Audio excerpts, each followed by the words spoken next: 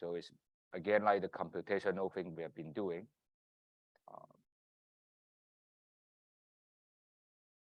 So let me get started.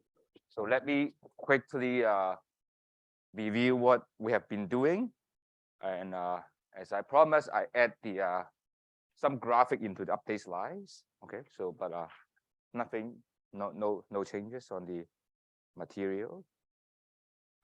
So I guess get started. Okay, so we model uncertainty as probability of outcomes, right? So that is that we call it gamble, and then if we fix the outcomes that we can represent it by lottery, right? So just to give us the probability, then we find, right? So and one important thing is we can simplify compound lottery to the simple lottery if we have if we believe the axiom that we only care about the outcomes, not how we get to those outcomes. And obviously this is not always true, but if you believe this axiom and other axioms like completeness, transitivity, I think that would be fine. And then we have continuity, and with independence and reduction that lead us to the expected utility. I want to highlight that the independence is very strong, okay? And indeed, this axiom, like when you compare, when you compare two things, it really matters. You add something new, okay? And this kind of you compare apple to orange, okay? Or you compare two bundle, is only care something is the same, you don't really care, okay? So this kind of axiom, actually, if you look at the literature of decision making, and then that actually is kind of frequent axiom. You use it if you know Nash bargaining, and that is actually the independence of irrelevant alternative. If you know arrow in possibility theorem, that would be the same. So this axiom kind of like things is irrelevant or redundant, you can take it out. It's kind of okay in some sense. It's like a simplification, right? Because they're same, just take it out, right? The thing is, like, if we are smart and then we know in this way, right? But sometimes not the case. Okay, how you frame it, right? As marketing people, we know how to frame the problem. How to frame it is very different, right? Same as what we usually, when you go to the supermarket or go to shopping, right? $9.99 is different from $10, right? The nominal thing actually have some impact anyway. But anyway, so just to iterate, it's just like you have if you believe this free axiom, okay, then you are utility over lottery, or your preference of lottery, okay, can be represented by weighted sum or weighted average of your utility over outcomes. Okay, so basically you just handle things as you would handle in the certain world, right? This is the utility. If you this is the bundle. This is what you learn from, say, topic 1, right? You can utility over the bundles, right? Note that we don't have any restriction on U. Okay, U can be anything, right? But what is said, you can just from the come from this, right? Can be anything, right? And we can just map from looking at each individual, look at the outcome one by one, right? Instead of looking the lottery itself, right? Just basically expected is like saying you don't really need to look at the lottery. You can look at every element, and you can weight up by the probability, right? And as I said, here this U is linear, depend on PI, right? So in a more general setting, you can imagine it need not be linear, right, can be nonlinear, right? So there's a function of probability that you map, but that would be another thing. And if you do decision science, that actually there's a big, very, very big literature how to handle those. What is the appropriate decision making, right? So that is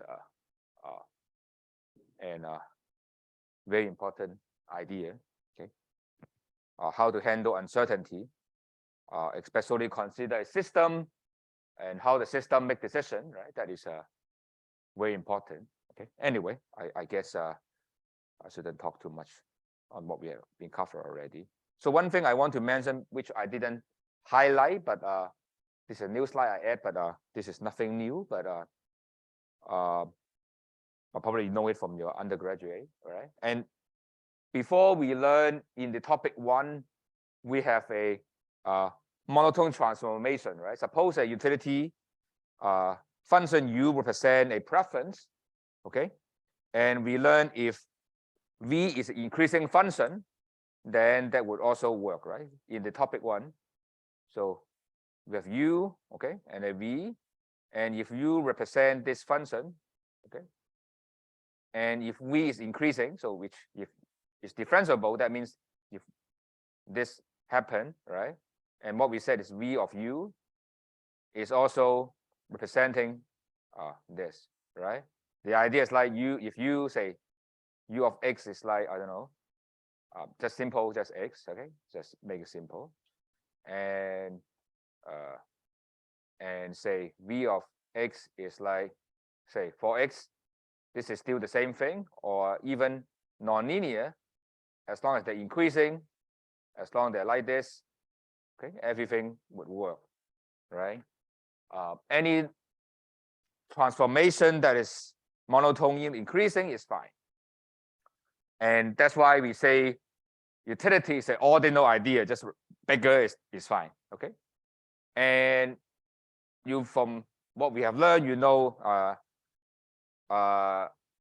if we consider expected utility, okay, in that case we can't have this, okay? What we have is the transformation must be only in this way, okay? Just a linear transformation, okay? And in that case, you can. This is also the same because of the transformation is like because of the way you write the expected utility, right? Because we say utility is represented by, say, V of, say, X is bigger than V of Y. Say, you suppose you have two bundle X and Y, okay? And that is same as actually 2 log 3, right? Then you'll be P I U X I, right? Summation.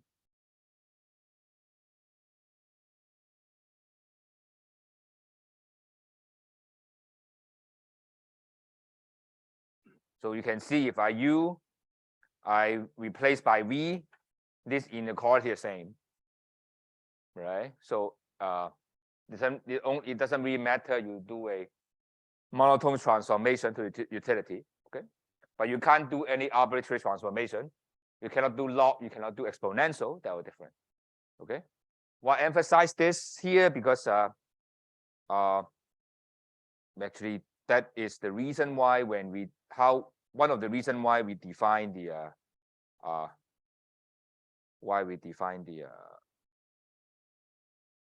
where are we? Okay, why we define this by the derivative of this, because this is concavity, and I want this measure to be same, right?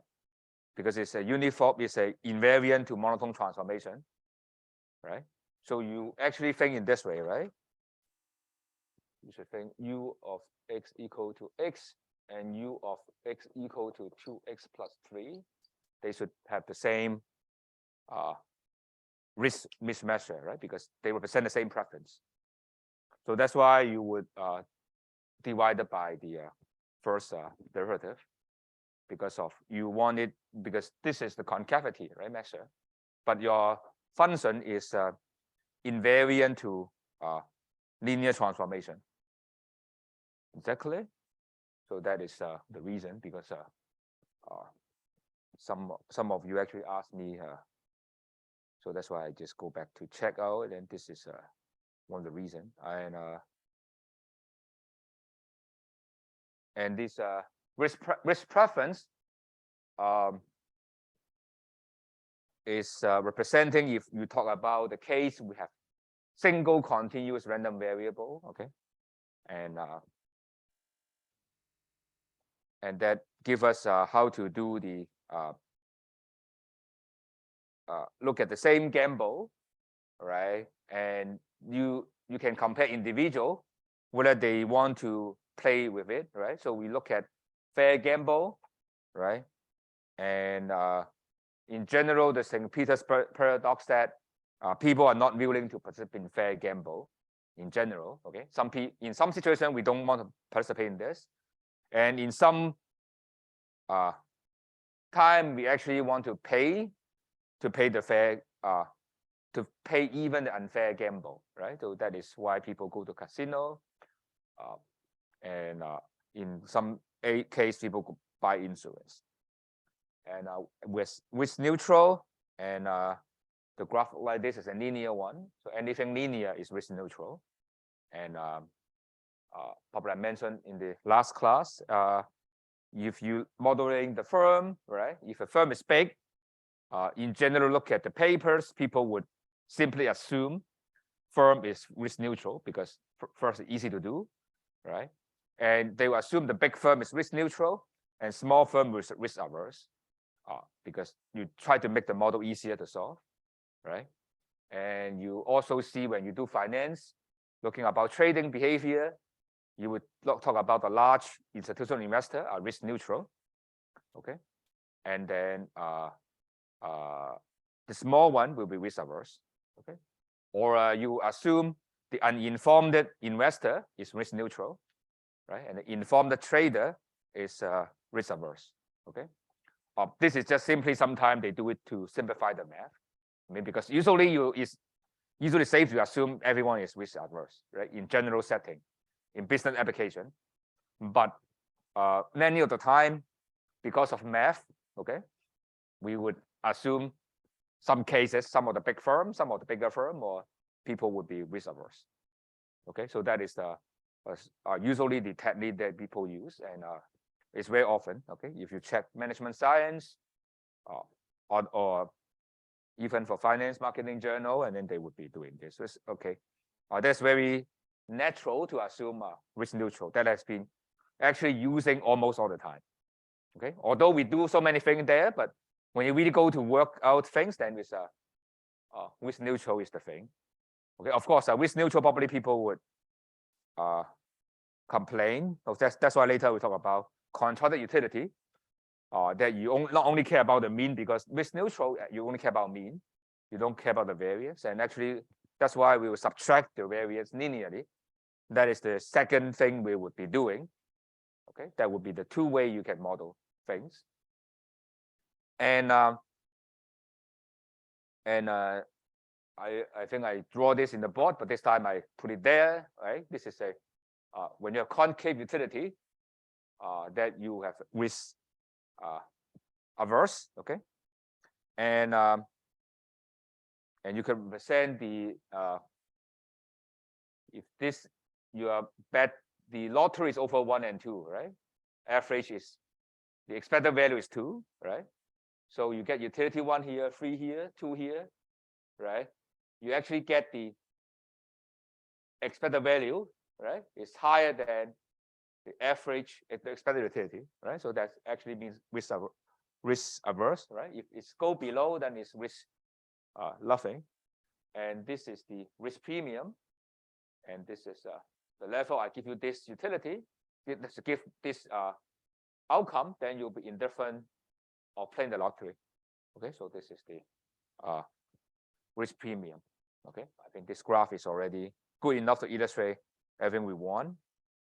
And I want to highlight, and I already mentioned this. This is basically a curvature measure because of we know how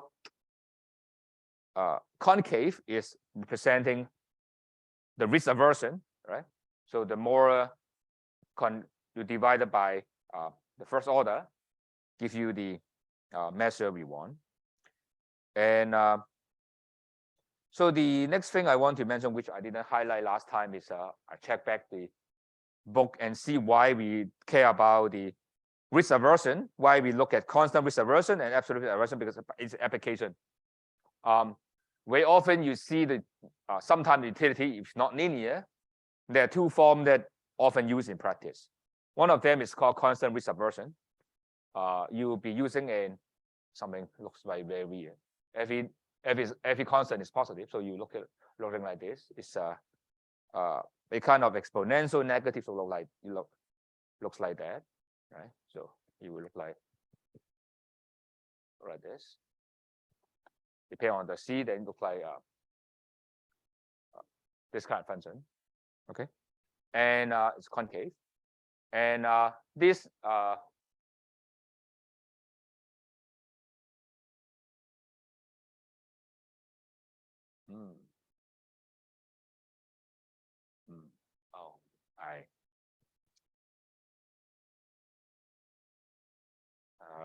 this would be B now, because I know I screw up the notation. There's a B.A. Anyway, is the exponent is the I mean, you know what I'm saying. I mean, I think your math is good enough to know a typo here. But anyway, so if you don't want to change the below, it would be just like this one.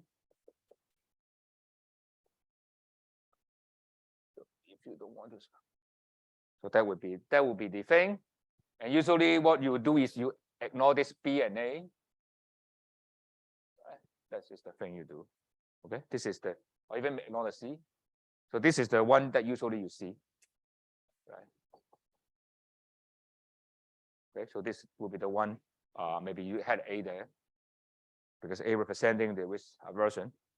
Okay, so this is the one that you use. Okay, and the other one that you use is we have a constant relative risk aversion, and this one is very frequently used in the finance, where you check out, and they call the log utility. And in general version, this is like this one. I think we have seen that very often, right? We hope in the case of demand supply, right? This is the CES style, right? But CES style have multiple goods, but it's a one dimension, right?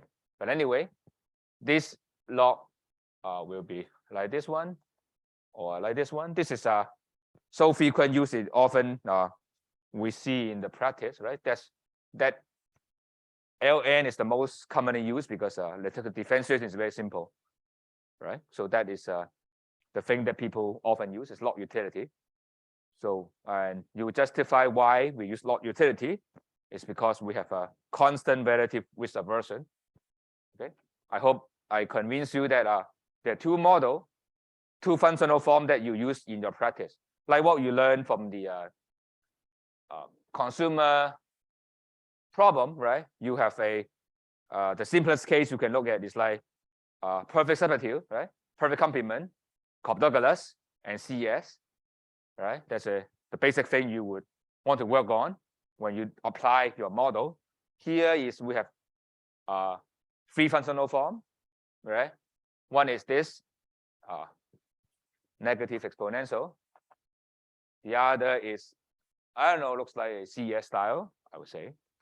And this is not a log, right? The three of them are actually quite common. We talk about the fourth one, but this is actually basically three. But anyway, this is we talk about another two words that another one that will be often used as well. But these are the two functional forms that will be often used in your work. So that's why I want to emphasize that would be probably the main thing that you learn from this class, right? Because this is something tangible takeaway is this is the function that we use to derive your result. And what we have been doing is just to try to justify why they're right? And you have to know that when you assume log, what do you mean? Right? We assume basically you have constant risk aversion relative to the risk premium. So we just like, as long as you're talking about the fair bet in terms of percentage of wealth, you are kind of like same everywhere, right? Because the constant, the slope is like the curvature is like constant. Okay, it's a constant curvature over your wealth. Okay, just like this means that if you have $1 million, okay, you are betting on 10% of your wealth. Okay,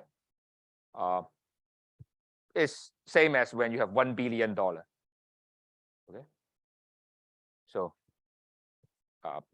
suppose that someone is not, someone is not entirely know what you're doing, right? So this is the following. Suppose there's a you have $1 million, okay, and we consider a lottery, okay, or a gamble.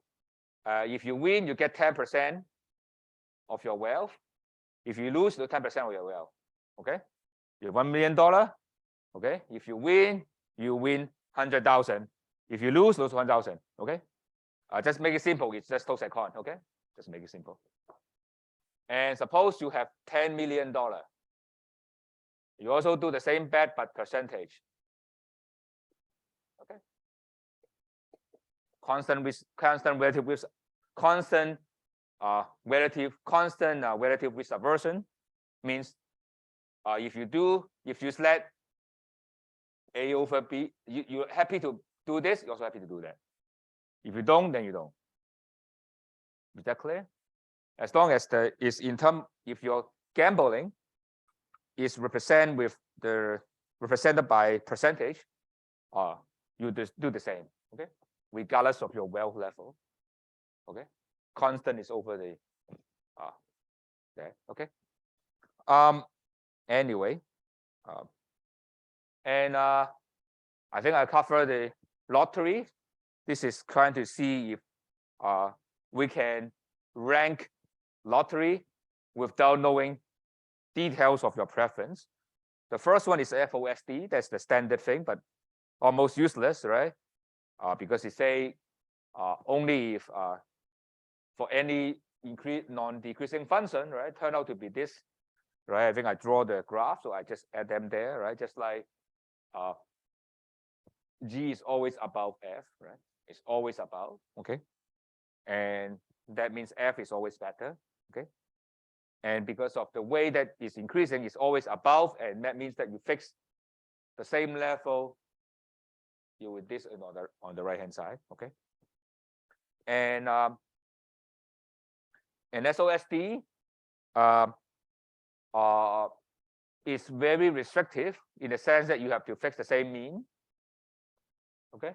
And we compare only the concave function, okay? So we fix two lottery, they have the same expected utility, sorry, same expected value, and then we consider only risk-averse agent, but we did not know how risk-averse they are. But we want to say one is better than the other, regardless of how risk-averse, okay? As long as they're not risk-loving, risk-neutral is also okay. As long as not risk-loving, we always prefer one over the other, right? And that means that this would have the area idea, right? The area we integrate F is less than G, okay?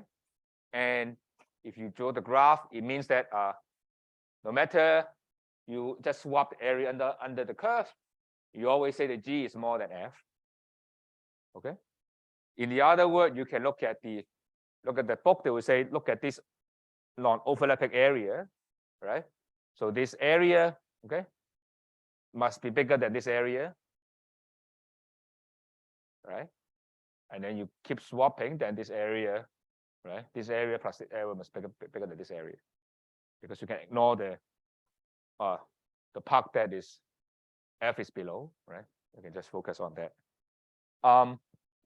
And I also mentioned, but I didn't write down formally. I think I will also write down formally. It's what we call the mean preserving spread.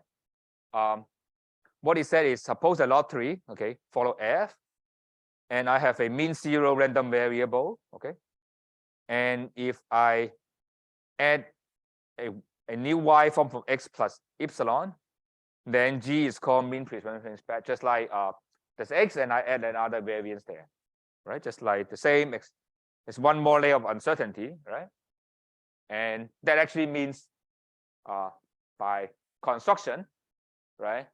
Variance of G is bigger than variance of F, right? The same mean and different variance. And you can actually show 3 of them are the same, okay?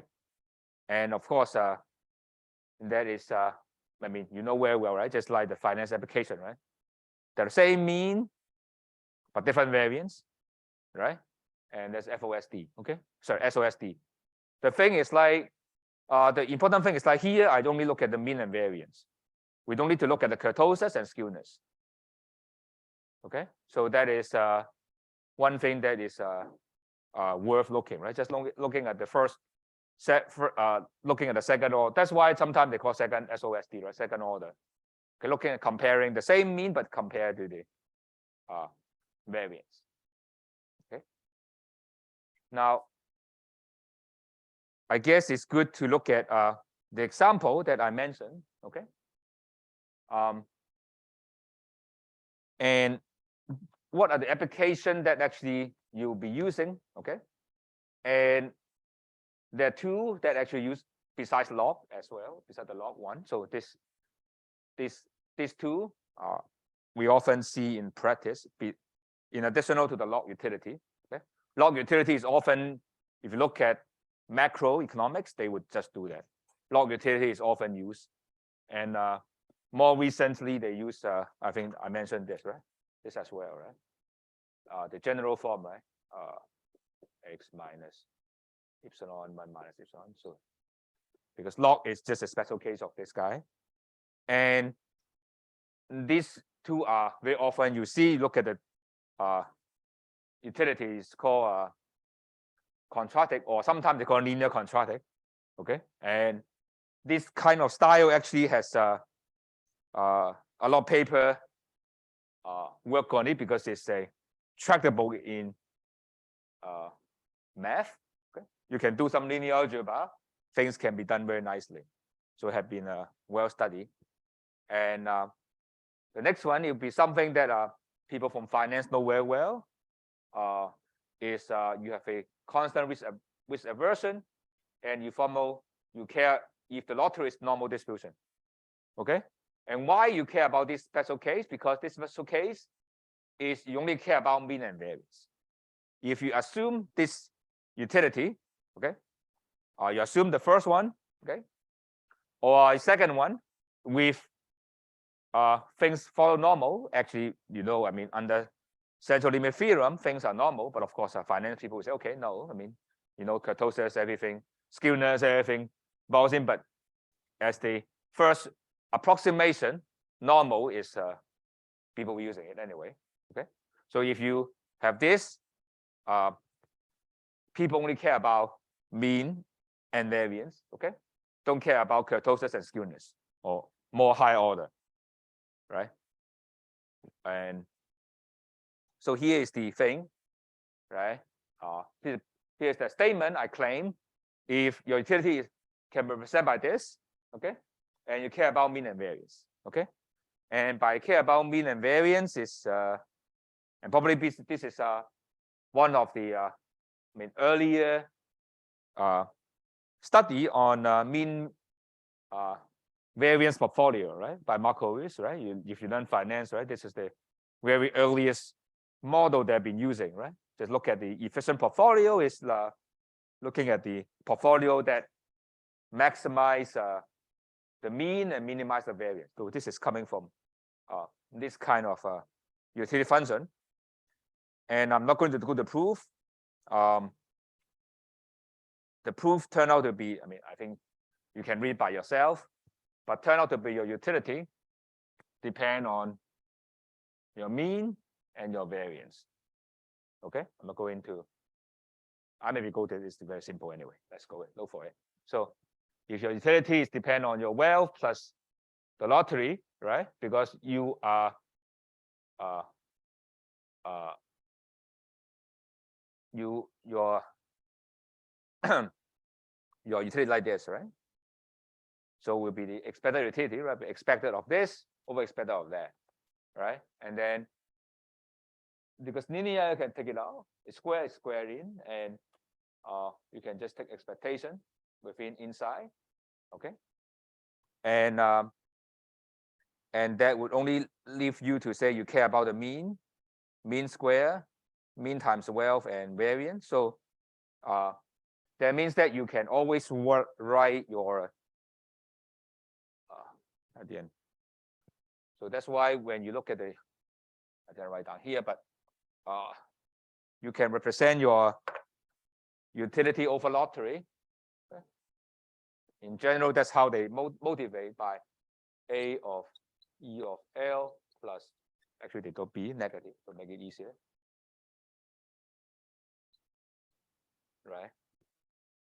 So, or sometimes they even do that, very often, right? So that is the standard way people write, right? When they have this idea. Is that okay? So they care about only the mean and variance. So that's the slide is talking about. If you assume the utility following this controlled utility, you care about mean and variance. Okay, this is how people will write this. Of course, in general, you should care about the wealth difference. Okay, you should getting a more, but sometimes you're just being lazy, just do that. Okay, give you some leeway to do it. Okay, I mean, especially you think your wealth is not, I mean, sufficiently affected by that. So in that case, you can use that. The next one is I said if your utility is like this guy, right? And the proof, I'm not going to go about that because just requires some integration. We're just being lazy. Turn out to be your utility, just forget about it. You only care about the wealth plus this guy minus this, right? So that's why this is the most common thing you see, right? When you assume normal distribution of a lottery, you just care about mean minus this guy, okay? And this R represent the constant relative risk aversion, right? So this is the one that often you appear in the journal articles, because this is simple, right? So this is the expected wealth, right? This is the variance of the lottery, right? So that's why same as here. Okay, because this and this are linear transformation, right? So that is because you can write this.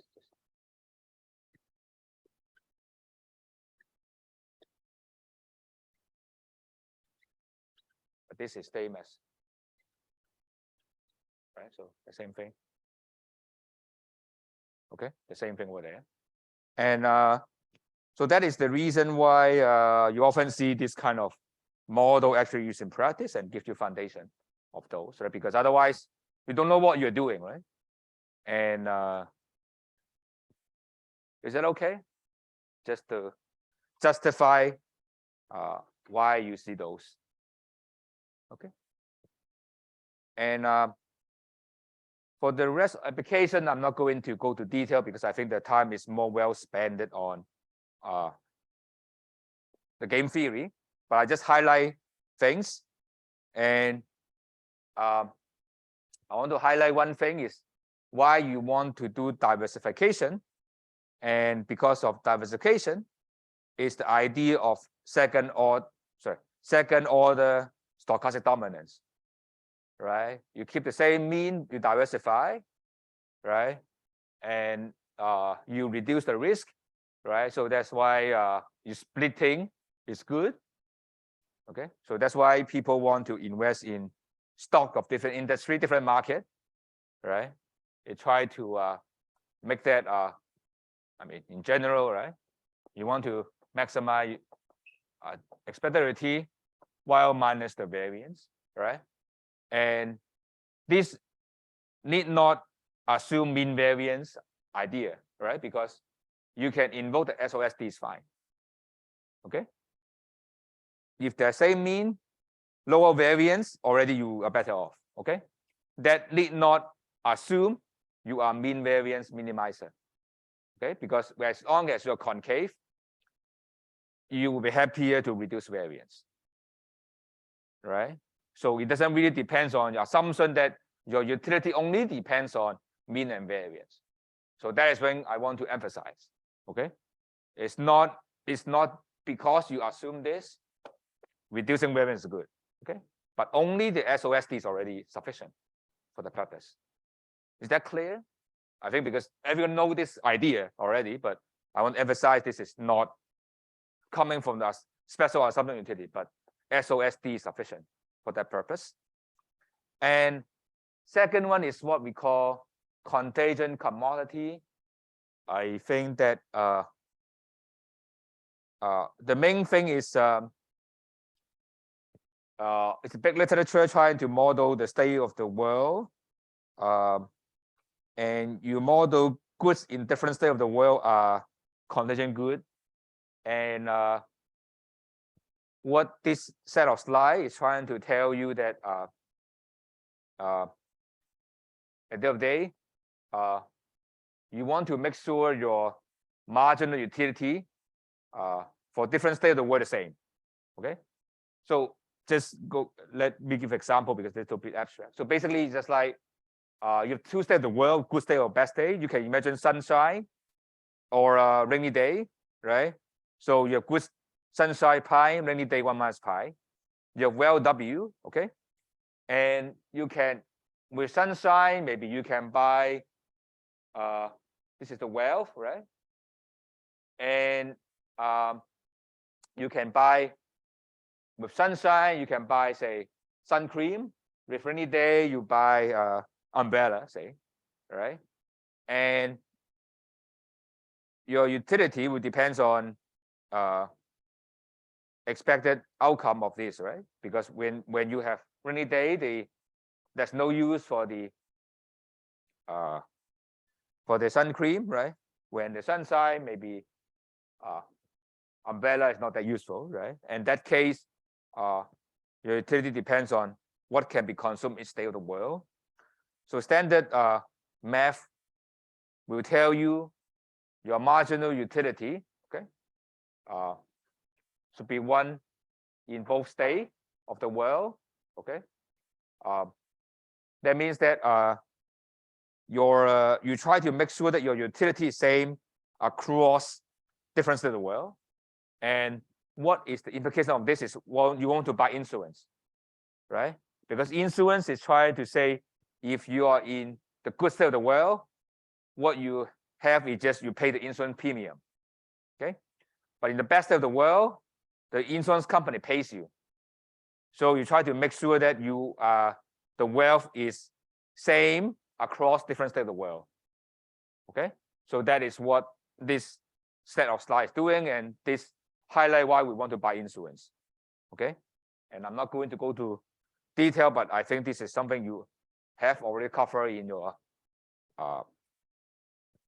undergraduate class. So I just basically skip, and then I hope that's okay, because if you work on this topic, then you will know. I mean, nothing deep there. I think I give you the utility function, give you that, then I think it's fine. Or I can make the assignment asking this kind of question. Probably not, but anyway, maybe ask some question like this. I don't know. Let's see what to do. But I think I want to skip this because focus on something else, right? And something beyond expected utility. And expected utility is a very old idea, right? It's invented in the 1930s and 40s. So it's more like 70 years. No, 70, no, 60, 80 years ago. So it's a very old concept. So that means that in the and then this is not, it's a good approximation, but it's not satisfactory because it had cut a lot of corners, okay, to make the math manageable. So there are many theories have been proposed, and one of them is very famous, is a lot of application in finance and economics, and sometimes marketing as well. It's called prospect theory, okay? And prospect theory, I can't really go into detail, but I just want to talk about the three aspects of prospect theory. Actually, there are more. Actually, there are a lot of things there. Okay. The first one is what we call reference dependence. The idea is you not care about, people don't think about absolute sense, think about relative sense. When you talk about lottery, it's not about the utility over the final outcome like this. Okay. They only care about the lottery itself. Okay. And that's the first thing, right? You don't care. Just like people think of like when they do gamble, right? They only care about the gamble by itself. Look at the casino, care about whether they win or lose, not talk about how much my wealth after I win or lose, right? People think this thing independently, right? People want to invest, right? They talk about, okay, if this investment going to win or lose, right? We do things separately, right? We don't do things holistically, right? So that is the first thing. Second is loss aversion, which essentially the following. So maybe draw a picture is easier to represent what I'm saying. Okay. So the maybe drawing is better to illustrate the idea. Okay. So what is utility? Right. Utility theorem is actually saying this, right? You care about this, if you're concave like this. Okay. But this prospect theory is talking about, okay, if my wealth is here, okay, then I'm looking not at here, but I actually draw curve at here. Okay, I focus on the lottery. The second one is talking about concave at gain and concave loss. Is like your utility is like actually go well with the first one, right? It's like this. It's concave in the gain and convex in loss. Okay, to gain, you gain a rather little utility. Okay, but loss, you lost a lot. Okay. Okay. Is that clear? Because you lost a little bit, then you drop down a lot. Okay. That means that you win, you would be win a little bit, to win a lot doesn't change that much. But you lose $1, make you feel very bad. Okay, win $1, it's not that good. But basically, it's like the following, right? If you look at the small bet, right? The idea, right? Look at this, go by $1 and go by $1, right? Then actually you don't want to do it because you lost more than your gain, right? And that sometimes explain why, right? You are risk averse, right? We are risk averse in this way, right? When losing a bit, then people are pretty much not very happy. Okay. And the next one is called probability rating, right? So as I said, your utility of a lottery, right? In expected utility, you write in this way, right? I think I thought about that, right?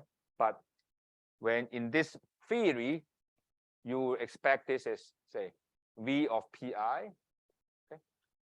And that is the weighting here. And this weighting, what it said is nonlinear, okay? In the sense that the V function, this is 0 to 1.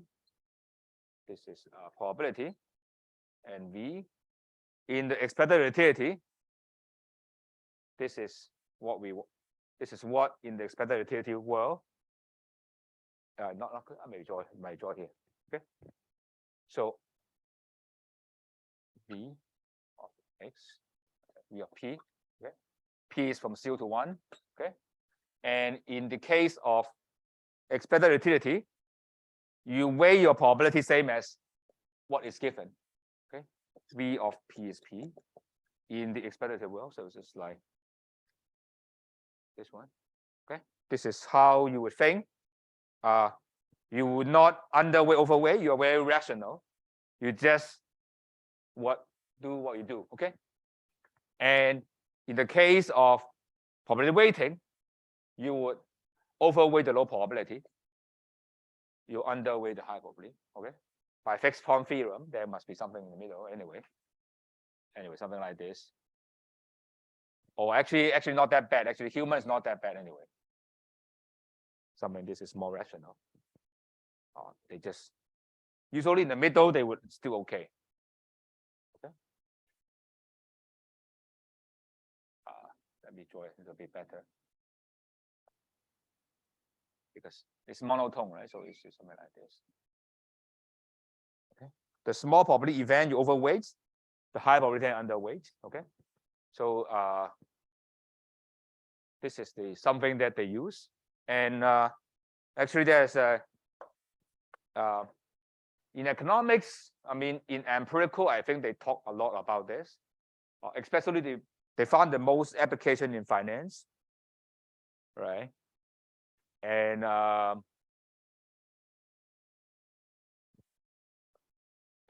people talk about, say, we talk about mean and variance, right? And I think recent 1 or 2 years, finance people actually really serious go into kurtosis. Sorry, in the skewness. Okay.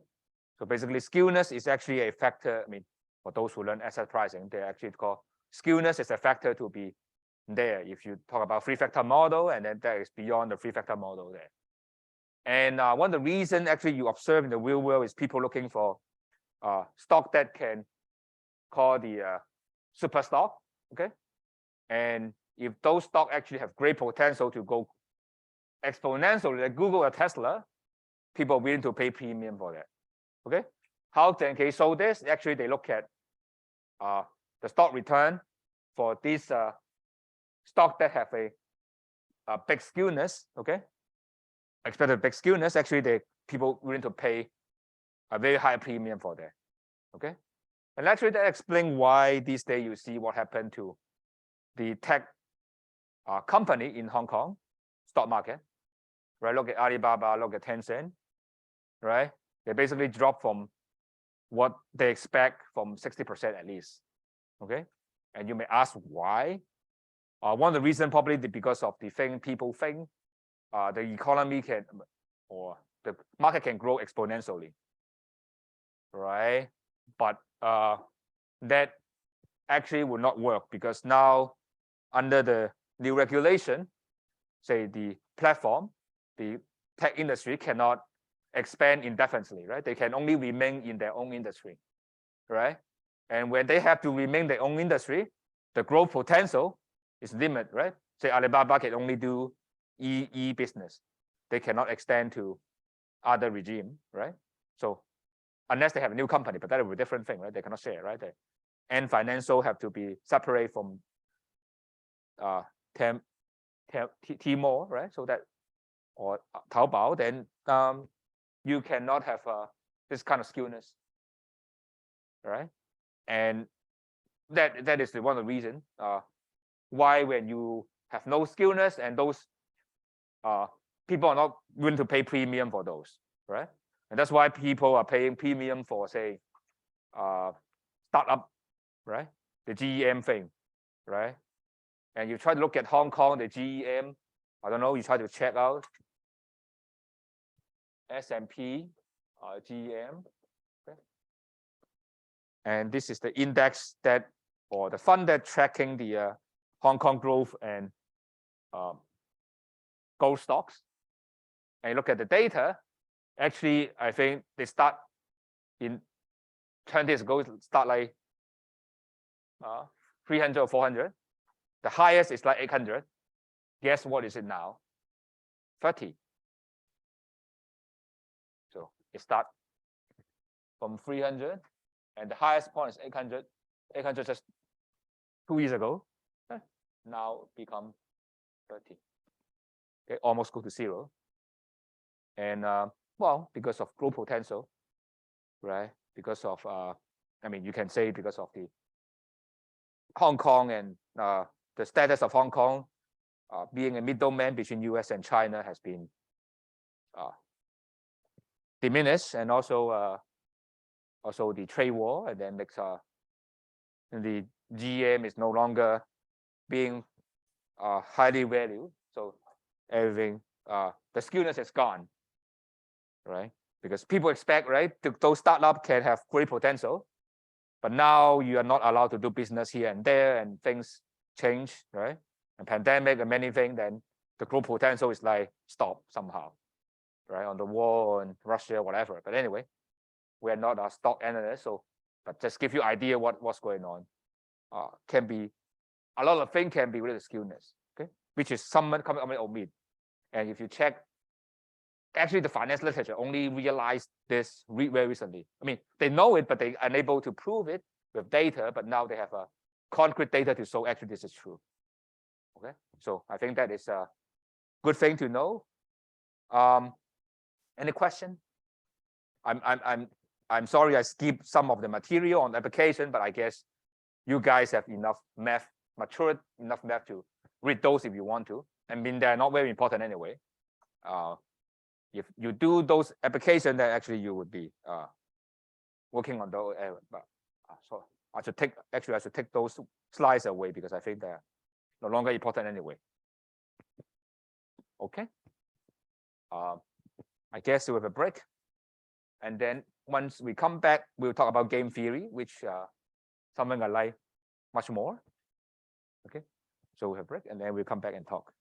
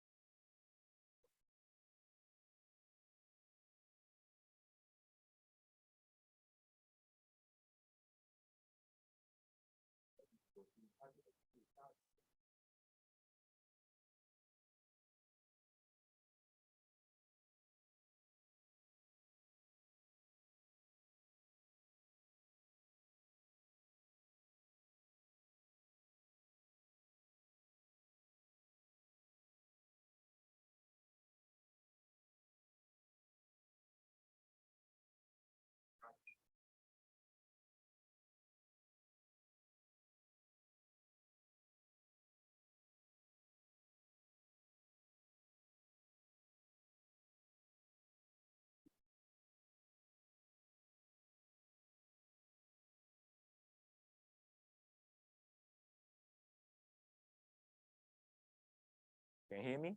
Hi. So, I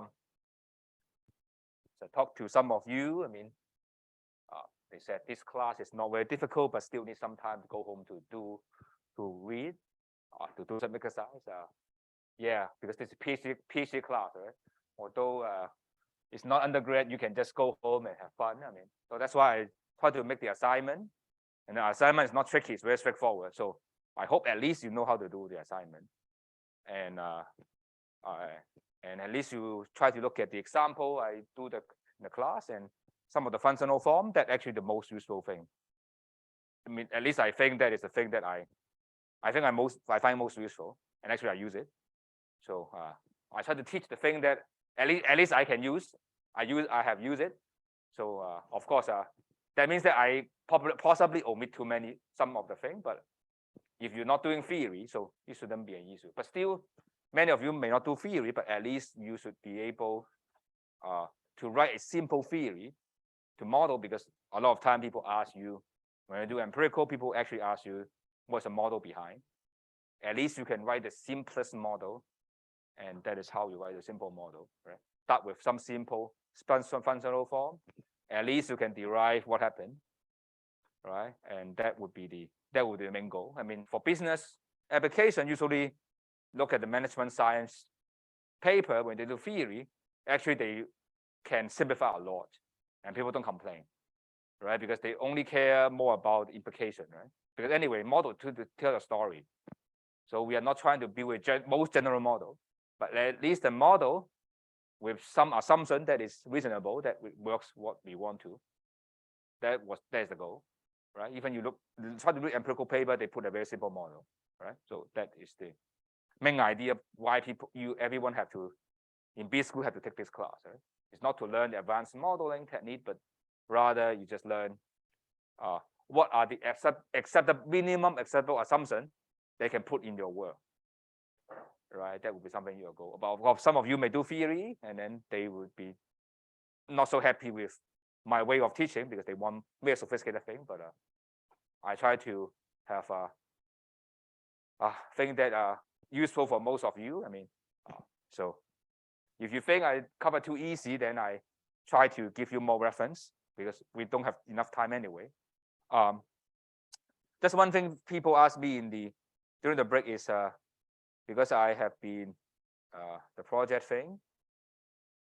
I have been asking you to submit the proposal on week 9, and I would say because of time, it's optional. If you submit, I will give you feedback. Okay. If you give me a proposal, I can give you feedback. If you don't, then you don't have to. So in case you want to give me a 2-page of the work that you have been doing, I'm happy to give you some comment on that.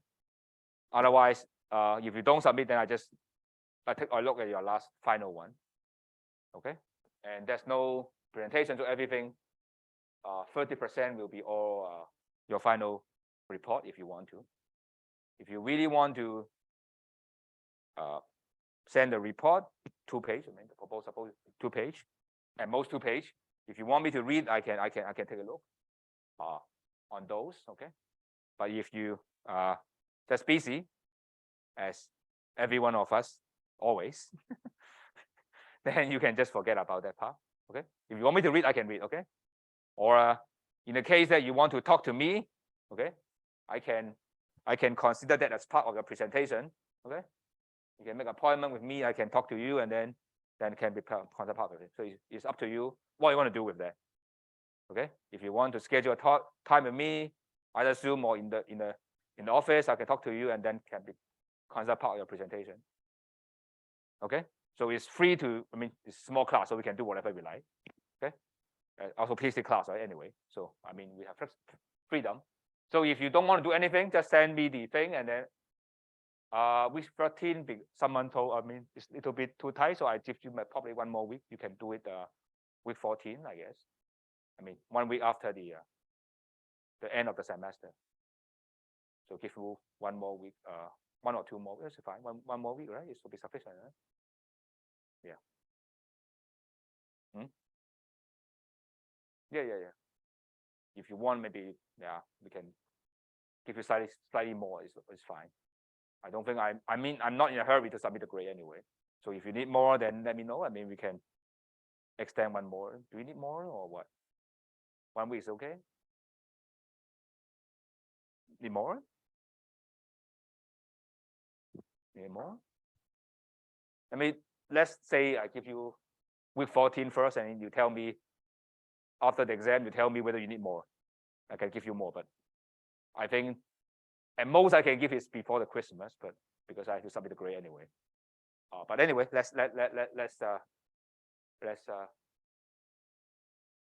you can forget about this if you're busy. Okay. If you send me, they can send me. Okay.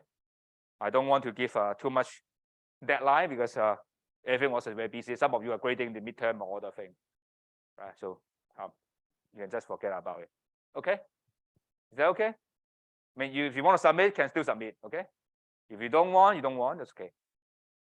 Okay, so freedom. Okay. I guess it's good to talk about game theory. I mean, I think actually there are 4 topics in game theory. I didn't put all the slides in because I'm still checking the typo. So actually the game theory actually has big 4 topics. Here is actually, you can see, say 4x4, 2x2 style, whether the game is dynamic or static, and whether the game has information, is complete or not. So basically there's a, since you are away, so I'd like to remind you that 2 administrative things. First is the project. You are supposed to give me the proposal, and I give a waiver that is optional. You can submit or you don't have to submit. You submit, I give you feedback. Okay. And as I said, we also make the presentation optional, which means that if you want to talk, you can make an appointment with me. I can talk and then give you that part. If you don't, everything will be lumped to the last written report. And tentatively, I mean, I give you 1 more week of deadline. You can submit with 14. And I ask you again in the exam day to see if you need and further extension. But that would be, but the maximum I can extend is like with 15. I mean, before the Christmas, I cannot, because I didn't submit the grade after the Christmas anyway. So I mean, that would be the thing. Yes. Okay. Since you okay, now I can go back to the business. Okay. So the game theory here is actually I only put the 2 set of slides, but actually there are actually 2 more. Okay. So, and what is here, you can see you can define the game either static or dynamic, or either you have complete or incomplete information. And the way the things are defined is because of the increasing complexity from one to the other. The first is complexity. The second one is how you consider the equilibrium concept. What is the solution? What is the way you think the problem? How to make the model in the situation, and what you think is the equilibrium of the situation. They are all different, and you can see it's increasingly complex. Okay, so most of the time we spend 1 and 2. Actually, 3 and 4 we touch a little bit because of they are very complicated. Okay, so you will see the first one, right? Is static, right? So basically everyone just choose 1 choice and that's it, right? So the model is very simple, right? Just everyone make a choice and that's it, end. The second one is dynamic, right? So static game is more like the rock, paper, scissors, right? Just do once and that's it, right? And chess is the example of dynamic games of complete information. I move 1 piece and you move 1 piece and so on and so forth, right? Playing chess is a dynamic game of complete information, right? And but this is more than that, right? Is say if we play rock, paper, and scissors for 2 times, it's still considered a part of the 2. Okay, as long as everyone have same kind of symmetric information. I mean, there's no incompatibility. Everyone's keep paying the same thing or different thing. That would be one will be topic 2. Okay, and you can say the way we do when talk about competition, right? When we talk about Bertrand, Carnot, right? And that would be number 1, right? And number 2 is what we call, you learn undergraduate, it's called Stackelberg, right? 1 firm move first, and then the other firm move later.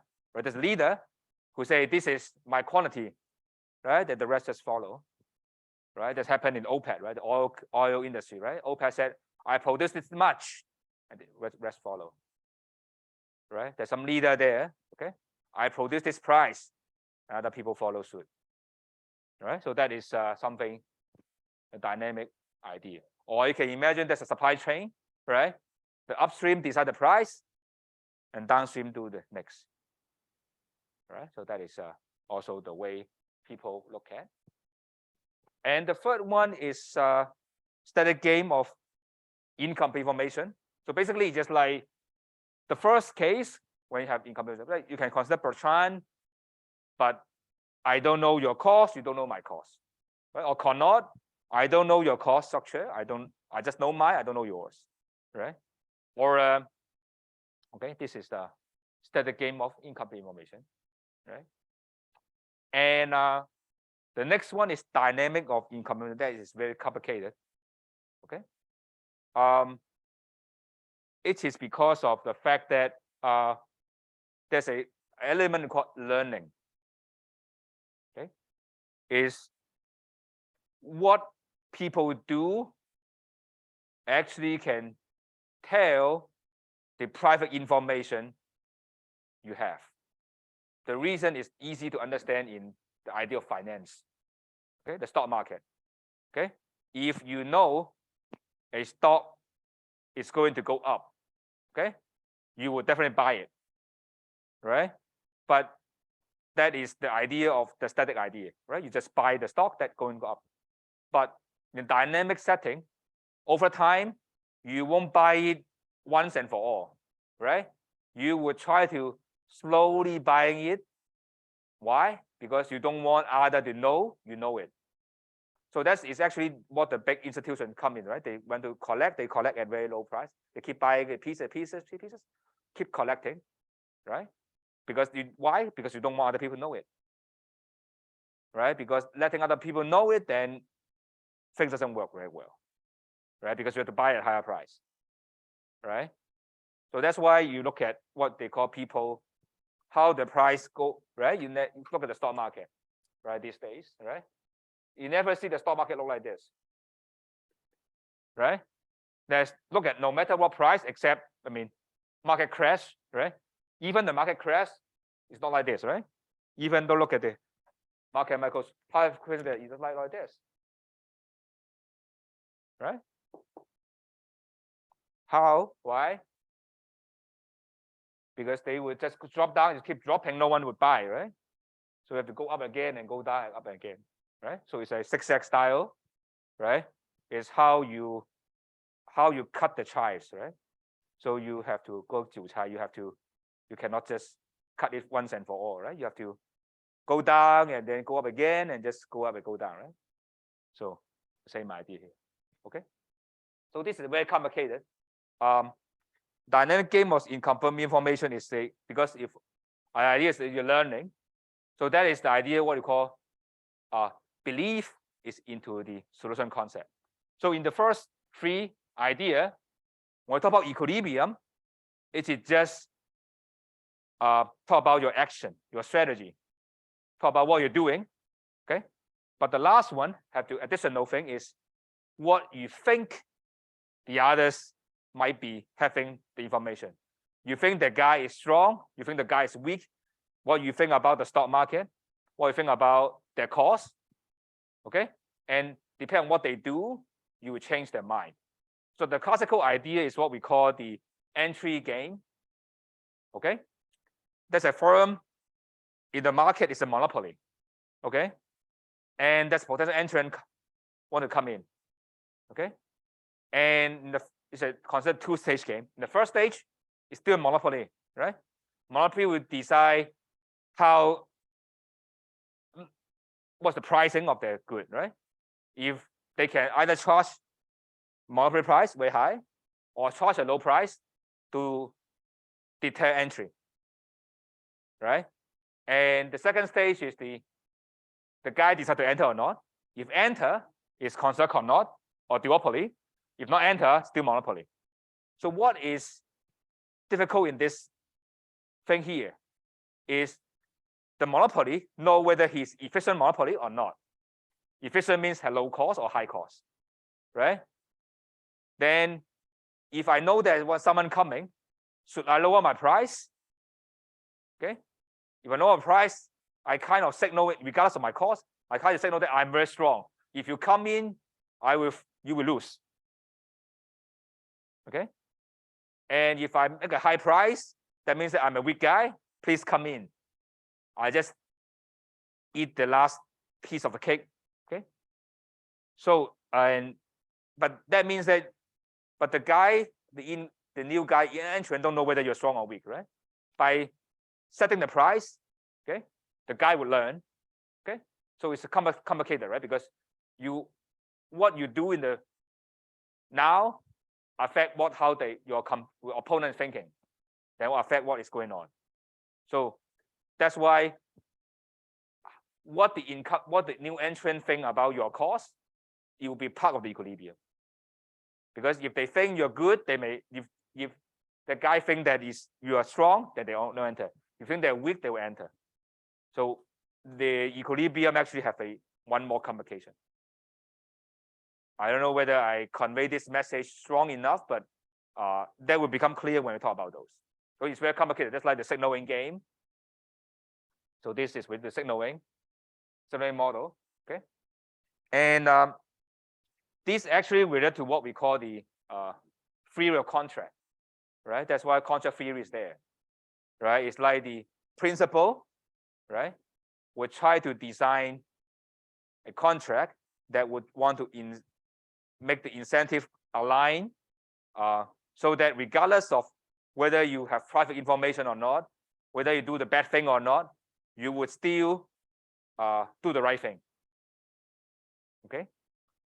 And this I don't know we have time to cover. So as I said, there's contract theory that actually come out of number 4. Actually, number 3 or 4 is fine. It's incomplete information, right? Because you don't know.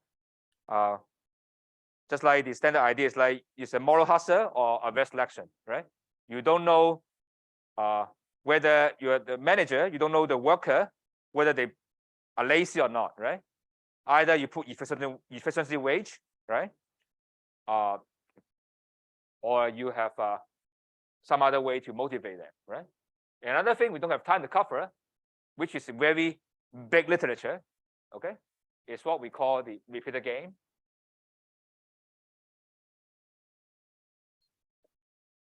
And that is number 4, okay, or actually number 3, number 2, and number 4. You can repeating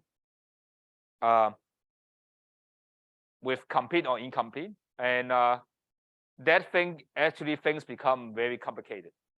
Okay, I would just touch a little bit when I talk about number 2, but I don't think I have time to talk about number 4 because of the time constraint. I try to see if I have time, but these are all the application. This is the thing I don't have time to cover. But these are I would say game theory is currently is still the main language in theory. Okay, so basically we're talking about when people go to conference in econ, when you ask people what they're doing, they do theory. Either they are doing game theory, or they are doing decision theory. Decision theory is just like one guy will, the guy doing the business without other people. Okay, so either you're doing decision theory and you're game theory. Of course, there are some people doing macro or whatever, but mainly you can safely assume they're doing game theory, right? And so I guess I give some overview of the structure we're doing. We'll try to cover static game, and then so on and so forth. Okay, so today this is the goal of today is to cover static game. Okay, and as you can see, game theory is huge, so that's why there are a lot of papers. These are all very introductory idea. At least I think you should read the first one, because the first one is so simple. Because the JEP is intended for undergraduate, so you should be able to read the first one. And the first one, then you have good overview of what this 6th class is doing, what we're doing. Okay, and if you have time, then probably you also want to read the the second and the third one, because this is related to IO, and IO I think is the best application to think about game theory, right? Because it's how firms are competing, and that is actually applied to most of the application in business school, right? Because how firms are competing, right? And of course, you want to look at if within firm, then talk about organizational economics, then also use game theory anyway. And the book I recommend you would want to look at is the Gibbons game theory. Okay, I think that is one of the easiest book you can read, because all other book is very concise, because most of the game theory textbook is very wordy. When I read, I feel very sleepy. But if you are good story reader, then not a problem. But I'm a person who always feel tired when I read a lot of English. But this is my taste. But anyway, in case you want to look at other, you can also check other IO textbook, because I think IO is the easiest thing to understand in terms of application. Okay, and the other book I didn't mention, probably you want to look at for finance people, is also by Jean Tirole. It's called the Theory of Corporate Finance. That book is also have so many IO model there. For other discipline, just ask me. I try to see if there's suitable textbook for you if you game theory. So just try to, actually some of you also talk to me what the following, right? So you have a monopoly and perfect competition. They are the standard model in microeconomics. Okay, and this is actually the two extreme case, right? Monopoly is one guy, is a decision problem. Okay, he just faces the whole market. He just choose whatever they want, right? And what we learn is, right, what the end is, he faces a demand curve, right? And he just look at the MR and this MC, right? So that would be the goal, right? There's no interaction between agent, right? Everyone is price taker, right? And you have perfect competition, right? So here is the demand curve is summarizing what people are doing, right? The supply curve is summarizing how what the firm is doing, right? Because you can also look at this as the following, right? So one way to think about this is, although we don't emphasize here, is you can also draw indifference curve in this P and Q. Okay, you can also draw indifference curve like this for consumer. Okay, for consumer, this indifference curve. But the thing is, the price taker. So this price is given to them. Okay, it's a price. So they take the price. They will decide which bundle to consume at a given price. And the demand curve is exactly the point that is maximizing the utility. Okay, so that is actually they are making decision given the price. Okay, and the demand curve is then, remember, it's an optimal choice. It's a utility maximization problem, right? To come from the Marshallian, right? Demand, right? Is the maximization of the utility, right? So they maximize over there, okay?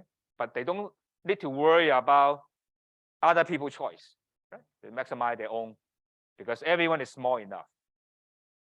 Okay. So as I said, the monopoly is like there's a production, right? And the inverse demand, the cost function. Everyone is the only firm is maximizing this quantity. You just choose a Q. There's only guy in the agent. In this model, the consumer is price taker. Okay. So that means that the consumer is only interact with the firm through the price only. He just react to the price. Okay. So actually, there's two guys actually interact, right, in this model, but the consumer is not very sophisticated, right? The consumer in this world is not bargaining with the firm. He's not talking about, okay, just say He just do is, I look at the price, okay, I buy or not buy. He's not say, you give me this price, no, give me other price. Okay, it's not in the wet market, right? You just talk to the guy, okay, give me this price, no. Okay, and whether it's true or not depend on situation, right? Because look at the case where Apple is buying, say, all the iPhone, right? Is buying the camera from Sony, right? And more or less, Apple's right? Apple is the Sony is the only supplier, right? Monopoly. But Apple say no. I mean, you are not the one who named the price. I named the price, right? It's rather a monopoly, right? It's not monopoly, but it's like the bargaining power of the consumer is much higher than the firm, right? In that case, it's not the firm is making this. It's not the firm. It's not the firm deciding the price, but the consumer deciding the price, right? So that would be the idea, right? So so that is when we make monopoly, it actually means the consumer is very weak, okay, in this context. And in the context of perfect competition, okay, and we're saying actually the firm is actually should be same as what we have the monopoly, right? The firm is also maximizing profit, right? This is the inverse demand, right? This is your quantity and this is your cost, right?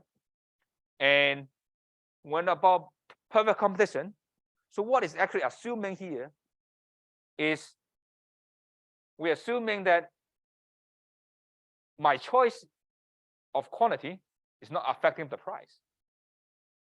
So that's assumption. The main assumption here is, okay, how much I'm doing is not affecting, right?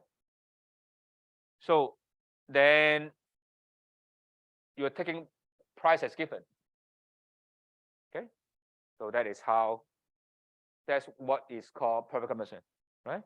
So actually that related to some of you or also me is thinking why I don't plug in NQ here and do the differentiation, right? Actually there's several problems when you do the assignment. Some of you have issue like this, okay? Maybe it's good to talk about this right now. So I think you do the assignment, look like this, minus, I know, C of Q, right? So I suppose 1, right? And probably you ask, okay, why can't I do this? Right? Why can't I do that? Why can't I solve this problem instead? Right? Because you ask, okay, I solved the FOC, right? And anyway, I do this at the end, right? This is what I do, right? I solve it and I put in this, okay? And why I don't put it in this way? Okay? Doing this way is not right because you assume you change your production, your opponent would also change as well. The same. You choose 10, they choose 10. You choose 5, choose 5. If the other guy is a copycat, yes, you are doing right. Okay? You're facing a copycat competition. Okay? If that is the case, yes, that you are solving the model solving copycat competition. Okay? But if you're not facing copycat competition, which cannot is assumed why we solve in this way, right? Why we just do the partial derivative. That's how we solve, right? It is the idea that you are thinking about holding the other guy's opponent production the same. What is the best thing you are doing that the FOC tells you? Okay? And the equilibrium is everyone is not changing, holding others constant. So it's solving a system of equations. Because of FOC is what you will do given others people choice. Then basically the solution will be a solution to this system because everyone is changing.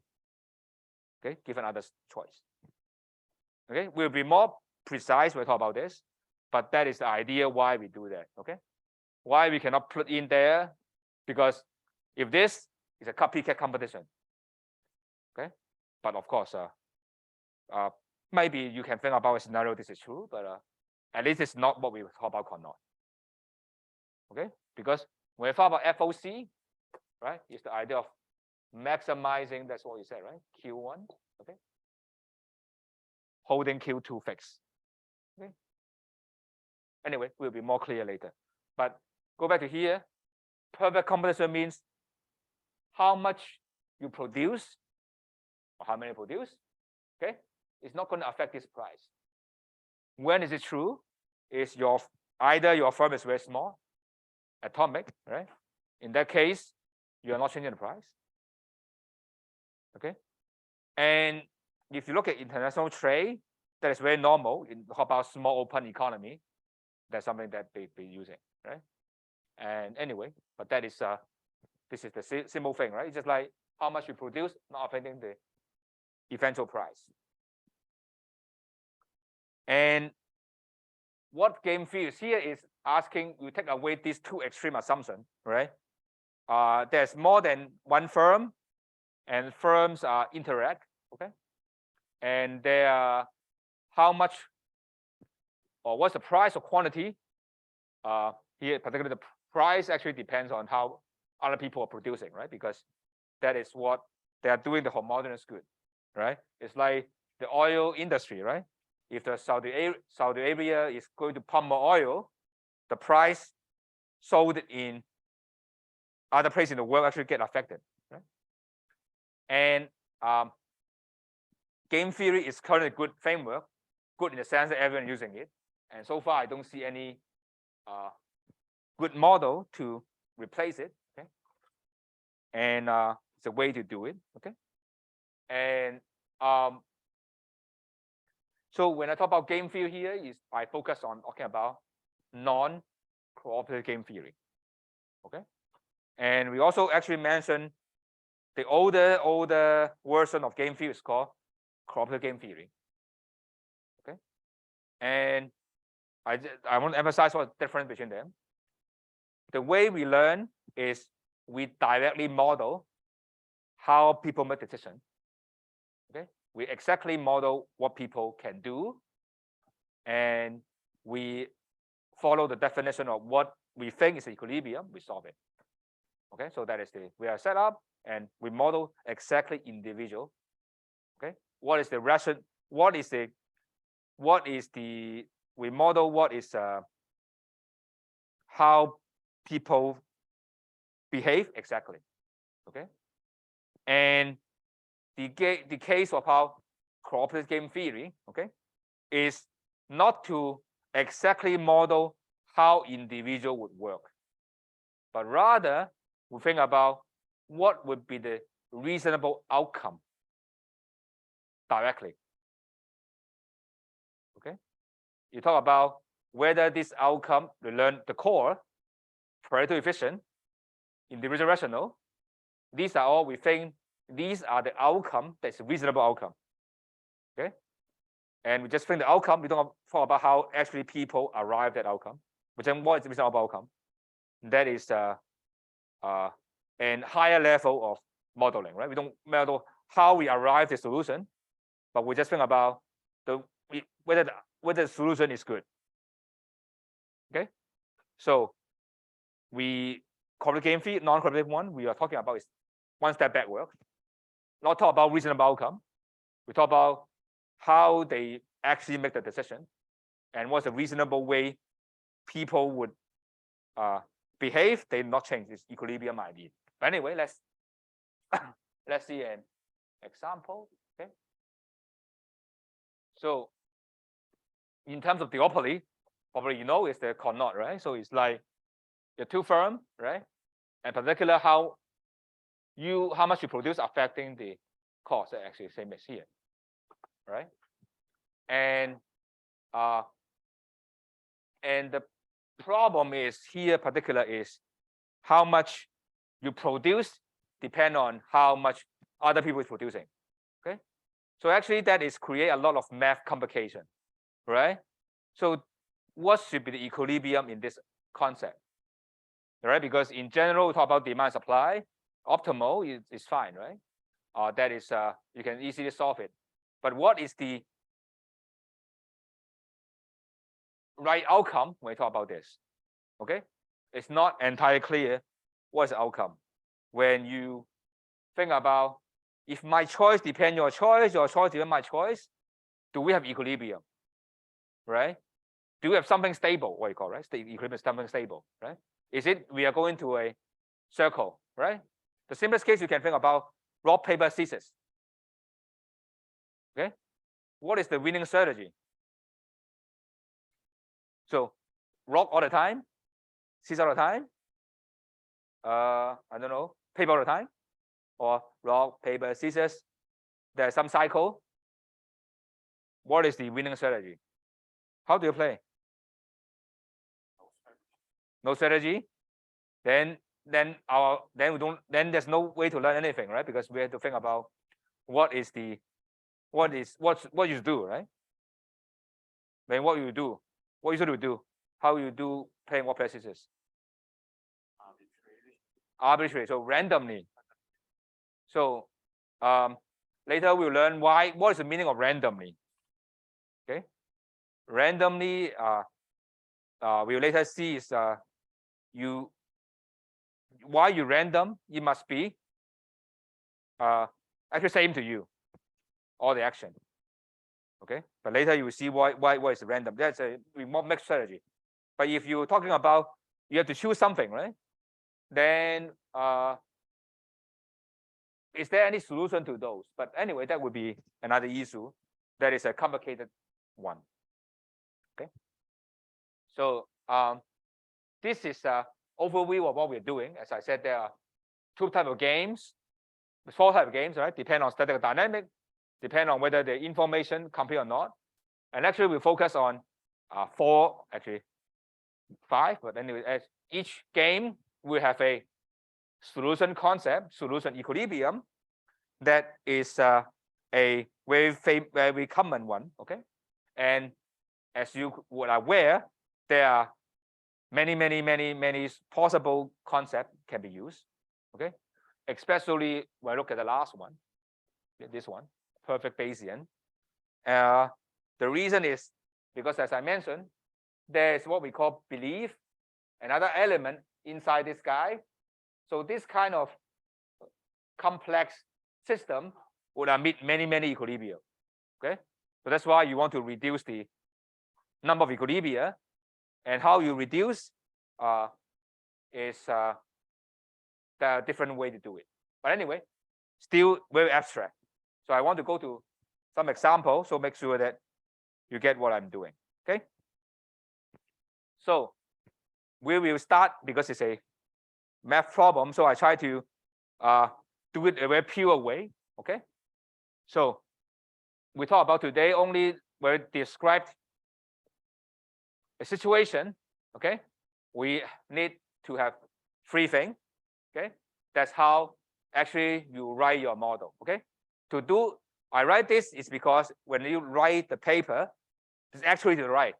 Okay, sometimes you might not write explicitly the math, but in the English you have to write down three things carefully. Okay, first write down who are the players. Okay, it's very important. Otherwise you will just forget about them. It's very important. Who actually is strategic in this world? Okay, is consumer in the set or not? You have to tell us. Okay, is it only just the firm, or firm between firm and consumer? It's just the firm. You have to think about who are the strategic players, who are not. Okay, of course, the choice is yours. You decide who is strategic in this world. Okay, and sometimes you have to set aside. Okay, so just like or not, right? We forget about the consumer strategy. Whether the firm can talk to consumer and consumer they organize themselves, so on and so forth, we ignore. Okay, so this is kind of like how complex the model it wants. Okay, the second is again what kind of action they can take is called strategy set. Okay, what kind of thing they can do. Okay, you endow them what they can do. And the last thing is, okay, what are the consequences of action being taken payoff function? So you have to define very clearly 3 of them, okay? Although it looks very trivial statement, I'm pretty sure when I try to read some papers, they just unclear. Okay, you write your model, make sure that you have the 3 element there.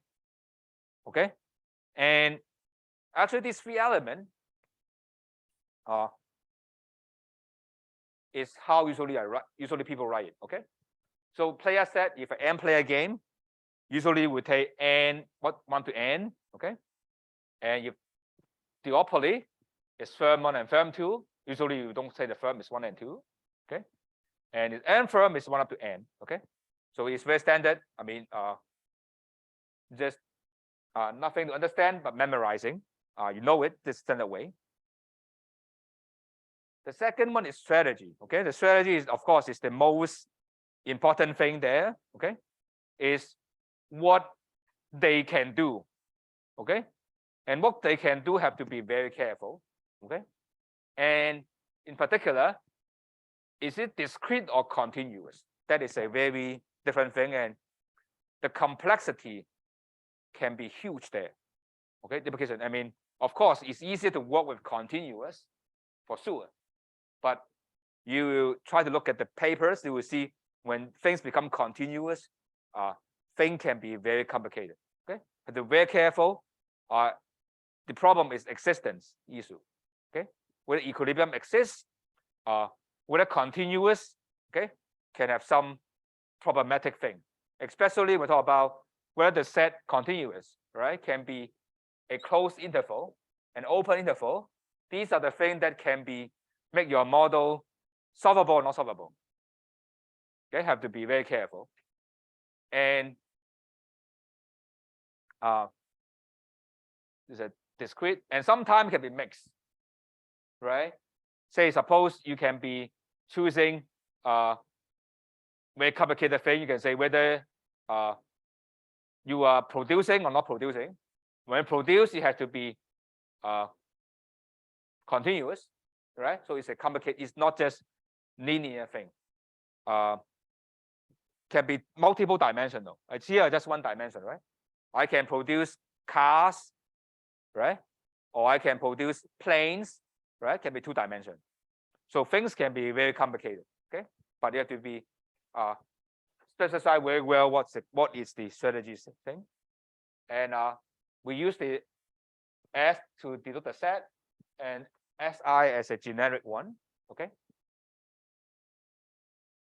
so very often sometimes we have a asymmetric. Okay, say this one can produce from 0 to 10 would be like this.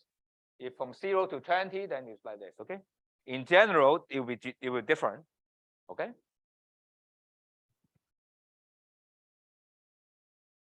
and so this is how actually you write your model. Okay, you write very mathematical. Okay, but this is actually how you write it. Okay, of course you may probably write in English, but this is how you write. So you start with a set of agent, their choices, and the utility. Okay, and the most interesting thing is the payoff function.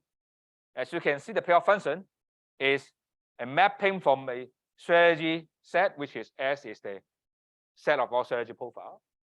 Okay, it's all possible action chosen by players to a number. Okay, so you do note that is this depends on everyone's strategy. So that is a crucial part of the game theory, right? It's depend on, if you don't have this, just depend on your own, that is just monopoly, right? But if you depend on other people producing, that is game theory. Okay, so that is the main part of the game theory. It's because your payoff depends on other people payoff, depends on how people actions, choice. Okay, and so just write down things that usually you would do is the following, right? In your paper, probably write, okay, there are two firms, firm 1 and firm 2. Okay, each one would choose a negative quantity to produce. That actually means what you're saying. And they face, this is the profit function. That's the payoff. Okay. So actually, you have to write that in this way. Otherwise, people don't understand. You don't have to write in the math, but you have to write first. In this world, that's how you write your paper, right? In this world, there are two firms, and the firm they compete in quantity. They choose the quantity to produce, and this is the payoff function, right? That the profit is like this. So this is the way you lay out your model. Okay. Although you may not write the formula, but this is exactly the way you write. Okay. And before the break, I think it's good to talk about our first simplest solution concept here. Okay. So remember this is a setup. Okay. It's NSU, and we just based on this to do our first prediction. Okay. So what's the first prediction here? The prediction criteria, what we call is called strict dominance. Okay. We will say a strategy is dominated by another strategy if for all possible things other people can do, okay, other people can do for everything, okay, for all, this is worse than something else. Okay, there exists something that's better than what it is. Okay, it means remember this for the same. Okay, so there is something that no matter what other people are doing, okay, that is not so good. That's stupid. Okay. So our first, do note that this is strict. Okay, it's important. This is strict. Okay. So our first idea is, okay, if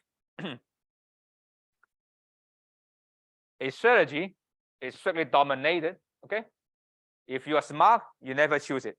Okay. If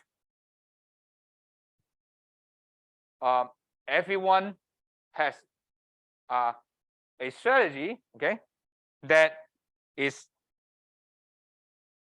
smarter than all other strategy, okay, then that is our prediction. That is called dominant solvable. Okay. Let me repeat it is, okay, here I said this is stupid compared to this if you pay less, right? And that means this is smarter than this guy, right? And if I have a smart strategy, okay, compared to everything else, everyone have this, then this is our prediction. Okay. So let's see the example. I think I have example. Okay. So this example, we talk after this break. This is the most famous example, and actually this is the most useful one, I would say. It's called precedent dilemma, and I think everyone knows it if you have some knowledge of game theory. But let's assume you don't know it. Okay. I mean, everyone knows it, or can I just?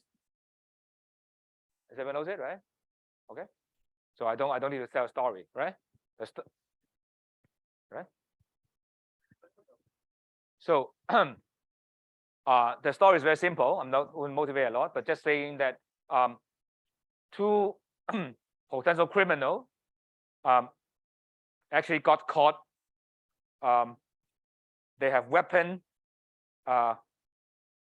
potential weapon before in front of the bank. Okay. The officer cannot charge them for robbing the bank, but only can charge them for illegal possession of weapons. Okay. So if they don't tell the officer that they are robbing the bank, so they can just charge a low charge. Okay. That means that if they cooperate within themselves, okay, they don't tell the officer the truth, they only go to the jail for 1 year for having the gun, illegal guns. Okay. If criminal one say, okay, yeah, we are robbing the bank, that's what doing, but the other guy don't tell, so he got the price of honest, he can let go by free. The other guy go to jail for 9 years because he's not admitting the crime. Okay. and other way around. Okay, this is the entry is the 0. Okay, and this is if they both tell the officer that yeah they robbed the bank, so they'll be honest, they only get 6-year term. Okay, so you can see actually this graph. Usually this is how you look at the thing that if you look at the introductory textbook, right? But do note that this graph already tells you the 3 things we have mentioned. First, player set 1 and 2. Second, everyone's choice, the strategy. And the payoff function, because payoff function is like all the combination of strategy, right? And what the payoff. Okay, so that's why when you actually write a matrix like this, okay, the toy example actually tell you the main thing here. Okay, and why this game is significant is because they're actually what they're choosing is affecting others, and there's a conflict of interest, right? And they're competing in some sense. So that's why precedent dilemma is basically very suitable for talking about competition, right? Because they want to compete, right? To defect, right? But both defect is the worst outcome. Okay. So here, let's look at the dominance idea. Okay. So can this model we can make prediction? Okay. The answer is yes. Okay. How so? Okay. We just apply the idea of dominance. Okay. And let's look at this case. Dominance means that regardless of what other people doing, one strategy stand out better. Okay. So that means that you have checked for every other strategy chosen by your opponent, one strategy always better. Okay. So how do you do that? The easiest thing is look at this.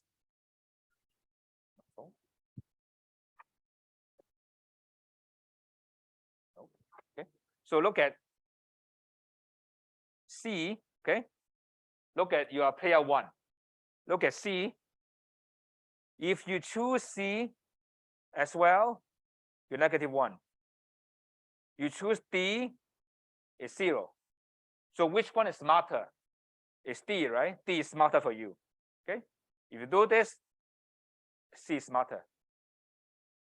Okay. If the other people do D, okay, C is smarter or D is more smart. Okay. You compare the difference. -6 is smarter. Okay. Say. Okay. So that means that regardless of what 2 is doing, D is smarter, right?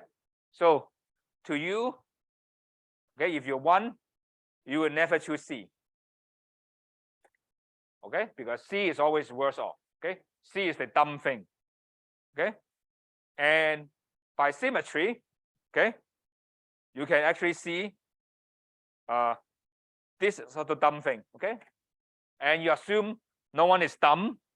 Okay, that we have D and D is our only outcome. Do note that means that they're dumb. Okay, no one is dumb, then you have that. Okay, and do note that this assumption assume they can't talk. That's the idea of non-cooperative game theory, is they don't talk. Okay, if they talk, there's other thing, but they don't really talk.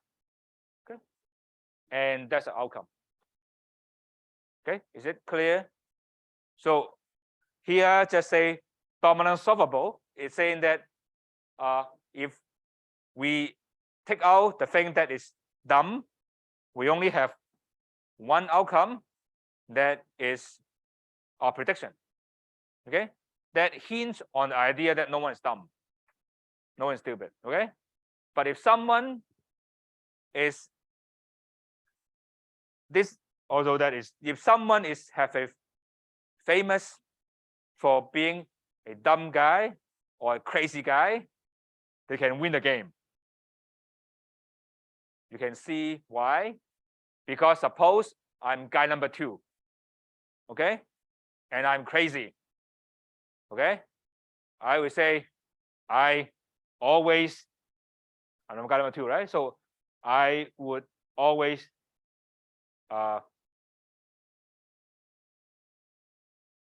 now, even though I'm crazy, in this case, even though I'm crazy, okay, I really can't help because I just do whatever I do, right? Regardless of what I do, I just do it. So in this case, if I'm crazy, you still, whether I'm crazy or not, can't really help. But in this world, it's good to say I have repetition of being a honest guy, or being repetition of 有义气. So I have a good thing. I never betray others. Okay. Then I say, if I always choose C, it's well known. Okay. But this can't really help. We'll just end up in D still, right? So it's not easy to support C here, right? It's not easy to end up with corroboration, right? So one of the reasons we'll talk about probably next class is how can we end up here, C and C, right? Because this is actually the fundamental problem of resource allocation. Because in the world, it's a jungle, at least from the beginning of our man's history, right? If I have food, you don't have food, so on and so forth, right? And then actually some people think this is you are peace and war, right? There's like the fight or not fight, right? Fight is good, right? We have something to eat, right? But if they fight, everyone die, right? And that is actually, try to model this is why human can evolve to current state of the world, why we don't fight each other and kill each other and done, right? In some sense, it's because this game only pay once. Okay, we will talk about next class or the after is when this game is paid repeatedly. Okay, it's possible to get to C. Okay, that is the main goal of game, repeated game. It's trying to see under what condition we can support this. It's kind of idea of cartel. Okay, is if we play with each other, we end up cannot. Okay, and cannot is not maximizing the profit, right? We should go to monopoly, right? We should try to pretend monopoly, right? And how do you support this, right? Because everyone have intention to violate. That happened to OPEC, right? If everyone reduce pumping the oil price go up, benefit everyone. But if the other guy don't pump, I want to pump, right? Everyone deviate, right? This is more like cartel, exactly cartel, right? If we cooperate, we collude, right? End up here, right? But we pump more oil, actually everyone gets worse off. Okay. So the problem is how we can retain here. Okay. But that is related with the game. We'll cover next class or afterward. But first, we give you the idea of dominant solvable. Okay. So that's why this example is so important that actually is whenever you talk about a complicated scenario, personal dynamic is something we study first, because simple enough and it's rich enough, and you look at political economy, they always use this idea. Okay, and actually someone would say if you know this game well enough, basically you know game theory. Okay, in different contexts, of course, I mean, okay, if you don't know how to solve this game in different kind of scenario, basically you're expert in game theory already. Okay, because this involves competition. That's the basic thing here. Okay, so that's a break, and then we'll talk about Nash equilibrium. So let's have a short break, 5 minutes, because I think if not enough time.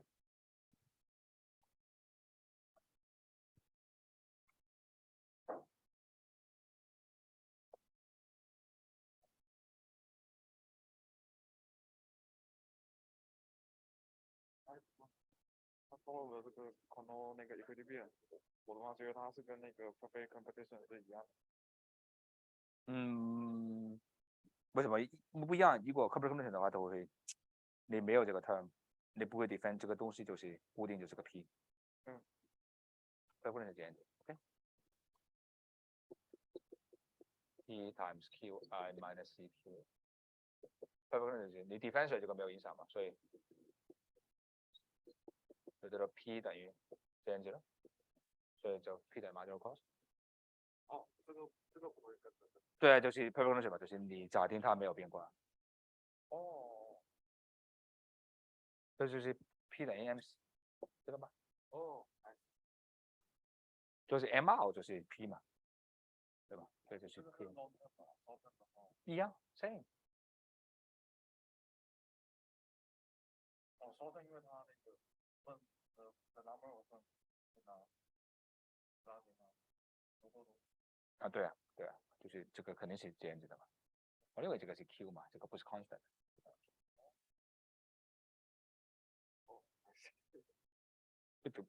就会这其实这么简单，that's that simple. There's nothing new in this context, right? Because this quantity doesn't change. If they change, it's not all.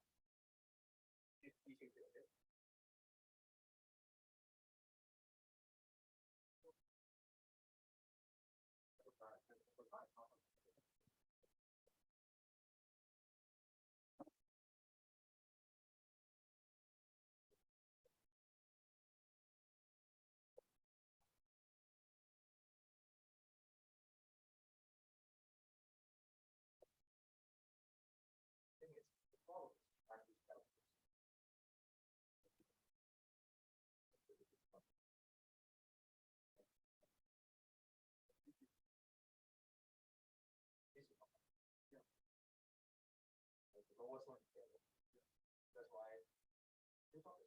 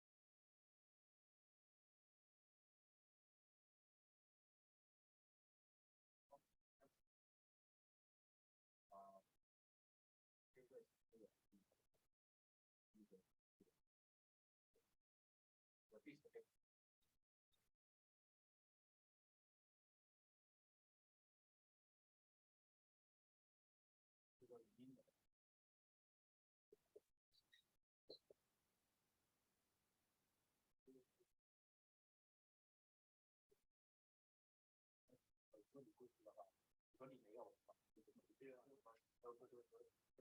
内部决定的话，这样子，那你从第一个最低来的，就给你这个楼发的，你在哪？你是不要打电话。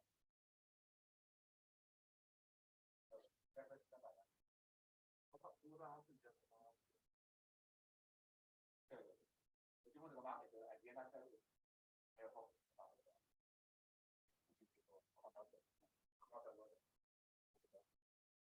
Data charge pipeline. At the end, it continues exactly the same idea.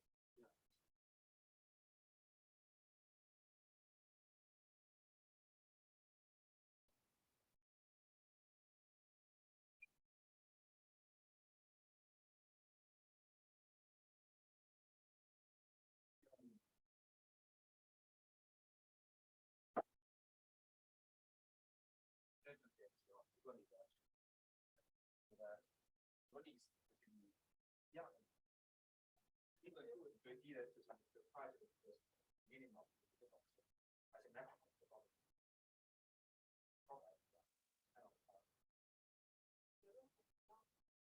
一样的就是8.8也是 maximum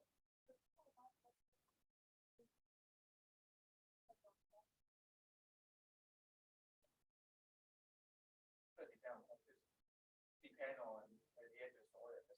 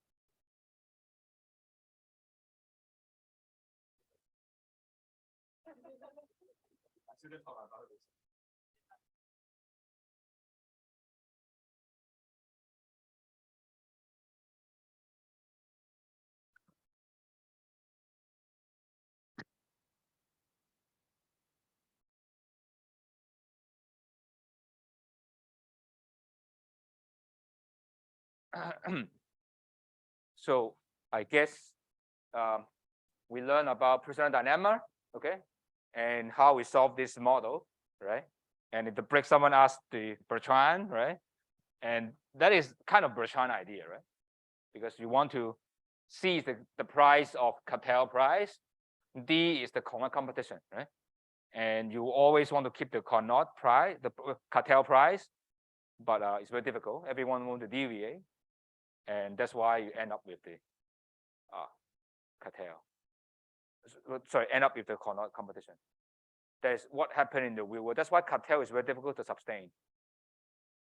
Right? It's not that easy because regardless of other people doing, you want to be a bad guy, right? Being a bad guy can be good, right? Just like standard thing, right? It's a marriage between man and woman. And if they're loyal, yeah, it's good, right? But if they have affairs, right? I mean, even if they're loyal or affair, and yeah, that is the same thing, right? That's why marriage is not that easy to be stable, right? If you do one, this is one stage, the only last stage, right? That's happened, right? And by the end, that's what happened when the family, when some the family leader, when they die or going to die, they fight for the last thing, right? They fight for their shares, right? So that's what happened. Anyway,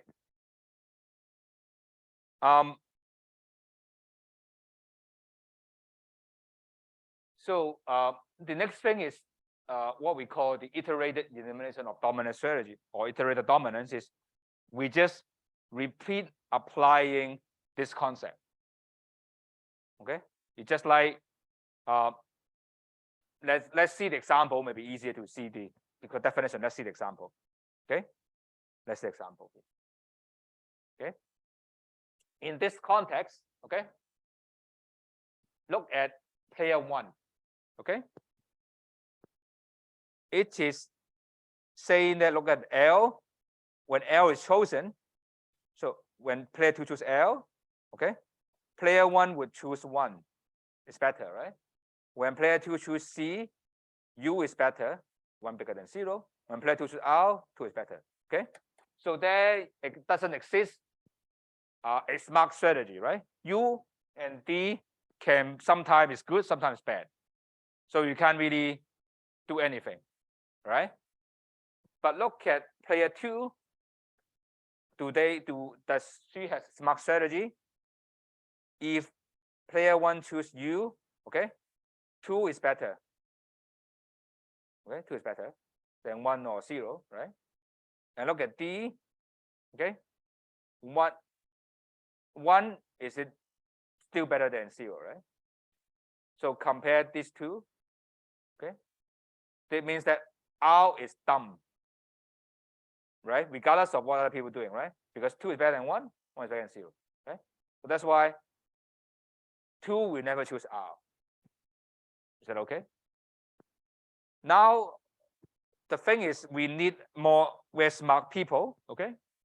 And if we are smart, okay, player 1, no player 2 wouldn't choose R, okay? That means that if they have this idea, they would agree that R is not relevant. Okay, it's very complicated. Okay, to achieve this. Okay, it must be they know, I know, they know, so on and so forth. Okay, it's a very complicated idea. But anyway, if they can come to agreement, okay, say, okay, 1 out of 2, okay, R is done for you. Don't choose R. Yes, I know. I'm not going to choose it. Okay, let's forget about R. Okay, if that is the thing in their mind, of course they don't talk, right? But if they're rational, they're smart, they think, okay, that is thing, then they would be equivalent to the game that only left this thing. Okay, and in that case, we can apply the dumb and smart thing. Okay, and now you can see for player 1, okay, the U is smart, right? Because R is not relevant, so eliminate D. Okay, so in this game is reduced to a much more simple one. Okay, don't look that it must be the case that they must agree that R is redundant, and then they talk about, okay, you don't choose R, then I don't choose D. Okay, yeah, and then they agree that. And after that, it's very clear that if that is a consensus, player 2 wouldn't choose L again. Okay, so what you left is U and C. Okay, so you require many steps. Okay, and is this reasonable? Okay, only reasonable if they can think so much, right? But it's very hard, just like playing chess, right? If a lot you play this game, you have to think ahead a lot of time. You keep doing many steps, right? But it's very hard. It's very hard to think about in this way. Okay, so this is good only in the sense that you think people are smart. Okay, and actually later you will see Carnot competition actually is dominant solvable. Okay? Carnot equilibrium actually you can use a dominant strategy to solve this, and this Nash Carnot equilibrium is actually a example of this case. Okay, so this is very special. So I guess we keep this in the textbook because of this is so simple. You can solve the prisoner dilemma. Okay, and this is good because of the fact that that can make our case easier. Okay, and why we still talk about this because of later you will still talk about Nash equilibrium. Okay, Nash equilibrium must be if you do this elimination, you will not take away things within Nash equilibrium. Okay, so that means what? In the game, have a lot of strategy. Okay, how can you solve this game? You can first eliminate dumb strategy and simplify the game, and you don't lose anything. Okay, so that, let me repeat the statement, is you kick out the dumb thing. Okay, will not affect your solution. Okay, so it will be the same thing. Okay, because they will be never chosen anyway. So that's why we keep this, is because not because you end up in the solution, because almost never you have that, right? But it makes your analysis easier because you can always start with that. Okay, you take the elimination. So that is what I meant, right? Is you keep eliminate to make a smaller game. Okay, and if end up with only one outcome, it's called solvable, but in general it's not. So you don't really need to worry about this part. So it's only useful as the way that you just reduce the game, the bigger game, to smaller game. Okay, actually this is the same as what I said in the expected utility, right? When the irrelevant part you can take out, right? It's the independence idea, right? Compared to lottery, if there's common element, you can take out the common lottery. The same idea here. So you just take out, it's no problem. And of course, taking out actually assume a lot of things, same as what you do in choice under uncertainty, right? Take out those things, actually you have some assumption. Here, you make assumption that the people are playing this game and very smart. Okay, and that is the assumption that have been made here. Okay, and example here, just like you can easily check. I'm not going to go. Is there are no strategy that is clearly the best. Okay, look at UMD. Okay, so it's none. There's nothing that one is better than the other, right? You compare U and M. Okay, that's how you compare. U is better under C, but M is better under L, right? Compare M and D. Here under C, D is better. But under L, M is better. Right? And then you can check U and D as well, right? R is under R, D is better, right? But under C, U is better. So you can't really find pairwise comparison. By comparing pairwise, you can't find a dumb strategy. Okay, that means that there are no dumb strategy. Everything has some meaning. So there's no prediction. Okay, everything is possible. Okay, so this taking out the dumb strategy is very weak. Okay, so there's nothing can be gained from that. Yes.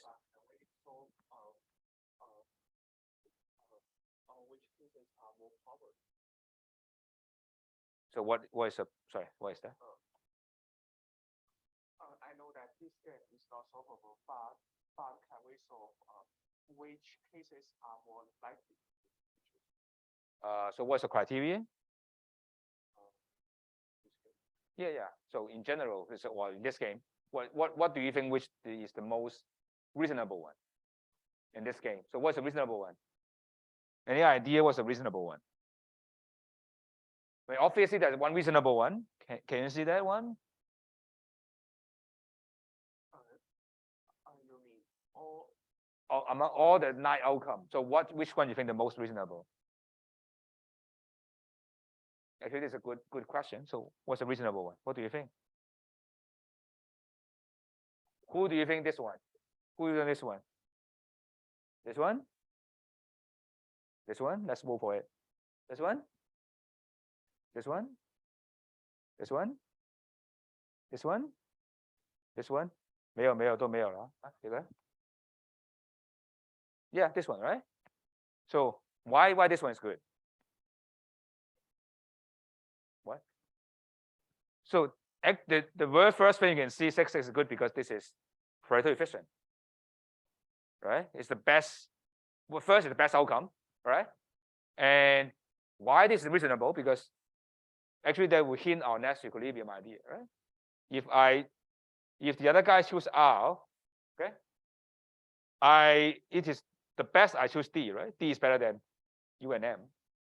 Same as if other guy choose D, okay, 2 would be choosing R is the best, okay? Holding other guy constant, I'm not going to change. That is the equilibrium. So that will be our prediction. So that is actually called Nash equilibrium, as you do call not Bertrand at the same thing, right? Holding other guys constant, okay? Is it going to be the equilibrium? Okay. So that actually what you said is actually this guy. If I were to make the prediction, this is the one that would be the one I would be picking. Okay. Now, actually, the very good question is about Nash equilibrium, so I just actually introduce it, right? And we will define a Nash equilibrium. It's very simple. Actually, it's called stable. Actually, no one to change. Okay, and the stability is a idea is no one want to change it, right? So we'll call it profile that is a Nash equilibrium. Okay, if given this equilibrium of what other peoples are doing, okay, just check only other people doing, only check this, they're keeping what they're doing, the opponent, your choice is at least as good as others, okay? The important point is at least as good. You don't have to be single best, at least as good is fine. Okay, that's a important point, okay? And you only check you DVA or not, okay? So that is a very weak concept, but in some sense it's the most natural about stability, right? Just asking if under this outcome, basically in the terms of what I said is you check this outcome going up or going left, anyone do it, okay? You're talking about going diagonal, okay? I mean, we'll talk about that way you talk about diagonal. Which we call strong equilibrium, which we'll talk about at the end, but we just talk about going left or going up in 2-dimensional case. Okay, that means that you need to, if you want to find all the Nash equilibrium, you need to check every single one. Check here, up and go down. So go for everyone. Okay, so finding Nash equilibrium is not an easy thing. Okay, in the discrete case, you can see it's simple, but in continuous case can be complicated. Okay, and you can see from this construction, you can be many equilibrium. Okay, so there are several observations from this. Okay, so let's see the example. First is never unique. Okay, and so there's also famous problem of battle of sexes is competing boys and girls. Okay. And of course, probably now it's not appropriate, but this is the old game. So the boy and girl decide what they do tonight. And in the old days, there's no iPhone. Okay, this is a very old game. So now iPhone is not anymore. Okay, but when there are no iPhone, they cannot talk to each other. There's no WhatsApp. Okay, and they go home, right? after the work, they decide what to do. Okay, they're not married, so they're not live together. So they decide what to do tonight. Okay, and if they stay at home, okay, and if they don't meet each other, they will stay at home. So they independently decide what to do. Okay, so here it's like if they meet each other, okay, then they will have one payoff. Okay, because they're happy together. Okay, if they don't, they will just have no payoff. Okay, if the boy like football, the girl like opera, so the extra payoff of getting the thing they like. Okay, so let me read. Is it clear? The game, if opera and when the boy go to opera, the girl go to football, they can't meet each other at the entrance, then they go home. Okay, if they met at the opera house, they get in. They go there, they buy a ticket to get in. Okay, and they get opera get 2, the boy get 1, and then football they will get 1 and 2. Okay, this is the game. Okay, and this game you can easily check. This is Nash equilibrium. Why?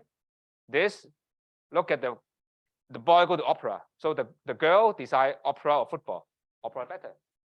Look at the girl, given girl choosing opera, the boy choosing between opera and football. Opera is better. So getting opera, no one want to deviate. Same for football. Look at the football, girl get 1, boy get 2. Okay, if the girl go to opera instead, he gets 0. So she is happy with the football, even though she didn't like it. And the boy is looking at if the girl is going to football, is he going to go to opera? No, because football is already better, right? So that's why these two are the outcome. And the question is, okay, we have this. So what's our prediction? We have 2 outcomes. Okay? In game theory, actually, in Nash equilibrium, don't tell us which one. There are multiple, we can't say which one. Okay? And the question is, how can we proceed from there, say for business application? Sometimes they will call about what we call focal point. Okay?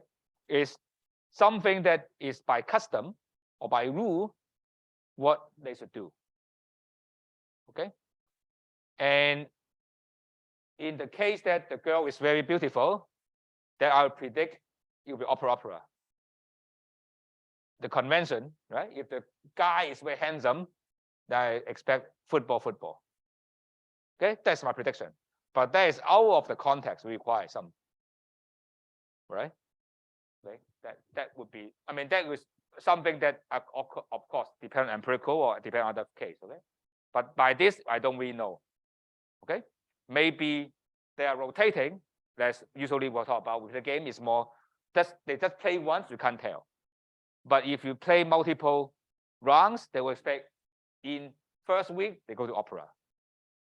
Second week they may go to football. Right? Or what we call, sometimes we call pre-play communication, is before they do, okay, let's go to opera. Okay, but that's not binding. Okay, they say, okay, opera, and they go home, and then they probably go to opera. Okay, so that's why having a talk, cheap talk, nonsense talk, they call cheap talk is talking without cost, cheap talk is very useful, right? Talking is very useful to coordinate, although it has no impact on the game, right? Just talk, opera, right? And football, then football, right? Or maybe there's something like, look at the sky is clear, then football. The sky is not so good, opera. I mean, there's something outside the game, you can explain what is the outcome. Okay, and it's not necessarily priority efficient. Okay, so actually that is the reason why people said Nash just kick out Adam Smith. Right? Some people said, right? But Adam Smith said, we learned in the first welfare theorem, market outcome is priority efficient, right? And Nash, the proof, the Nash equilibrium, right? Said equilibrium need not priority efficient, right? So how he proved it by an example, very simple. It's called the chicken game. give me a few minutes. I finish this game and end today because I think it's good. We know the Nash equilibrium, how to define it. Okay, this is a game. If you you guys too young, but if you look at this game, this game is famous in U.S. gangster in 60s. Actually, there's a lot of movie about it. I can send the link and take a dose. Okay. Oh, it's very fun. It's very fun to watch. Okay. The movie, not the real one. Okay. And the game is the following. Okay. It's a two motorcycle. Okay. One is here. The other guy is there. Okay. Can be motorcycle, can be car. Okay. What they're going to do is the game of brave. Okay. They run to each other. Okay. And they lock their pedal. Okay. So can only go straight. Okay. Cannot reduce the speed. Okay. Let's go. Okay. And who is going to make the turn first is a chicken. Chicken is the guy, the meaning of the weak guy, or the stupid guy or dumb guy. Okay. You're brave or not brave. Okay. The payoff like this: if they bump together, boom, then both they die or injure. -10. Right? And if one chicken next turn, he get a negative payoff because he's just being a weak. The other guy got 1. Okay. And same the symmetric. So if they all both chicken, they got 0. Okay. And that is a famous thing. Actually, is a modern style of a duel, right? And you can see this game. Okay. You can check going to each other. Of course, it's not Nash equilibrium because you want to be even a stupid guy. I mean, even a chicken is okay. It's better than bump together, right? For the other guy, you rather go to chicken, right? And here, if you're 2, you prefer 1/0, right? This one you would jump up to here, right? If you're that guy chicken, you want to be brave, right? Knowing that guy is brave, you want to be chicken. So you want to do exact opposite what they are doing, right? If the guy is go straight, you want to go around. If the guy go around, you want to straight, right? Is that clear? So that's why this is the outcome. Okay, but these two, okay, are not efficient, right? Because you actually rather both chicken is better, right? You get both chicken, the payoff is 0. Okay, if chicken, no payoff is just -1, right? And this is the worst. So that means that the inefficient outcome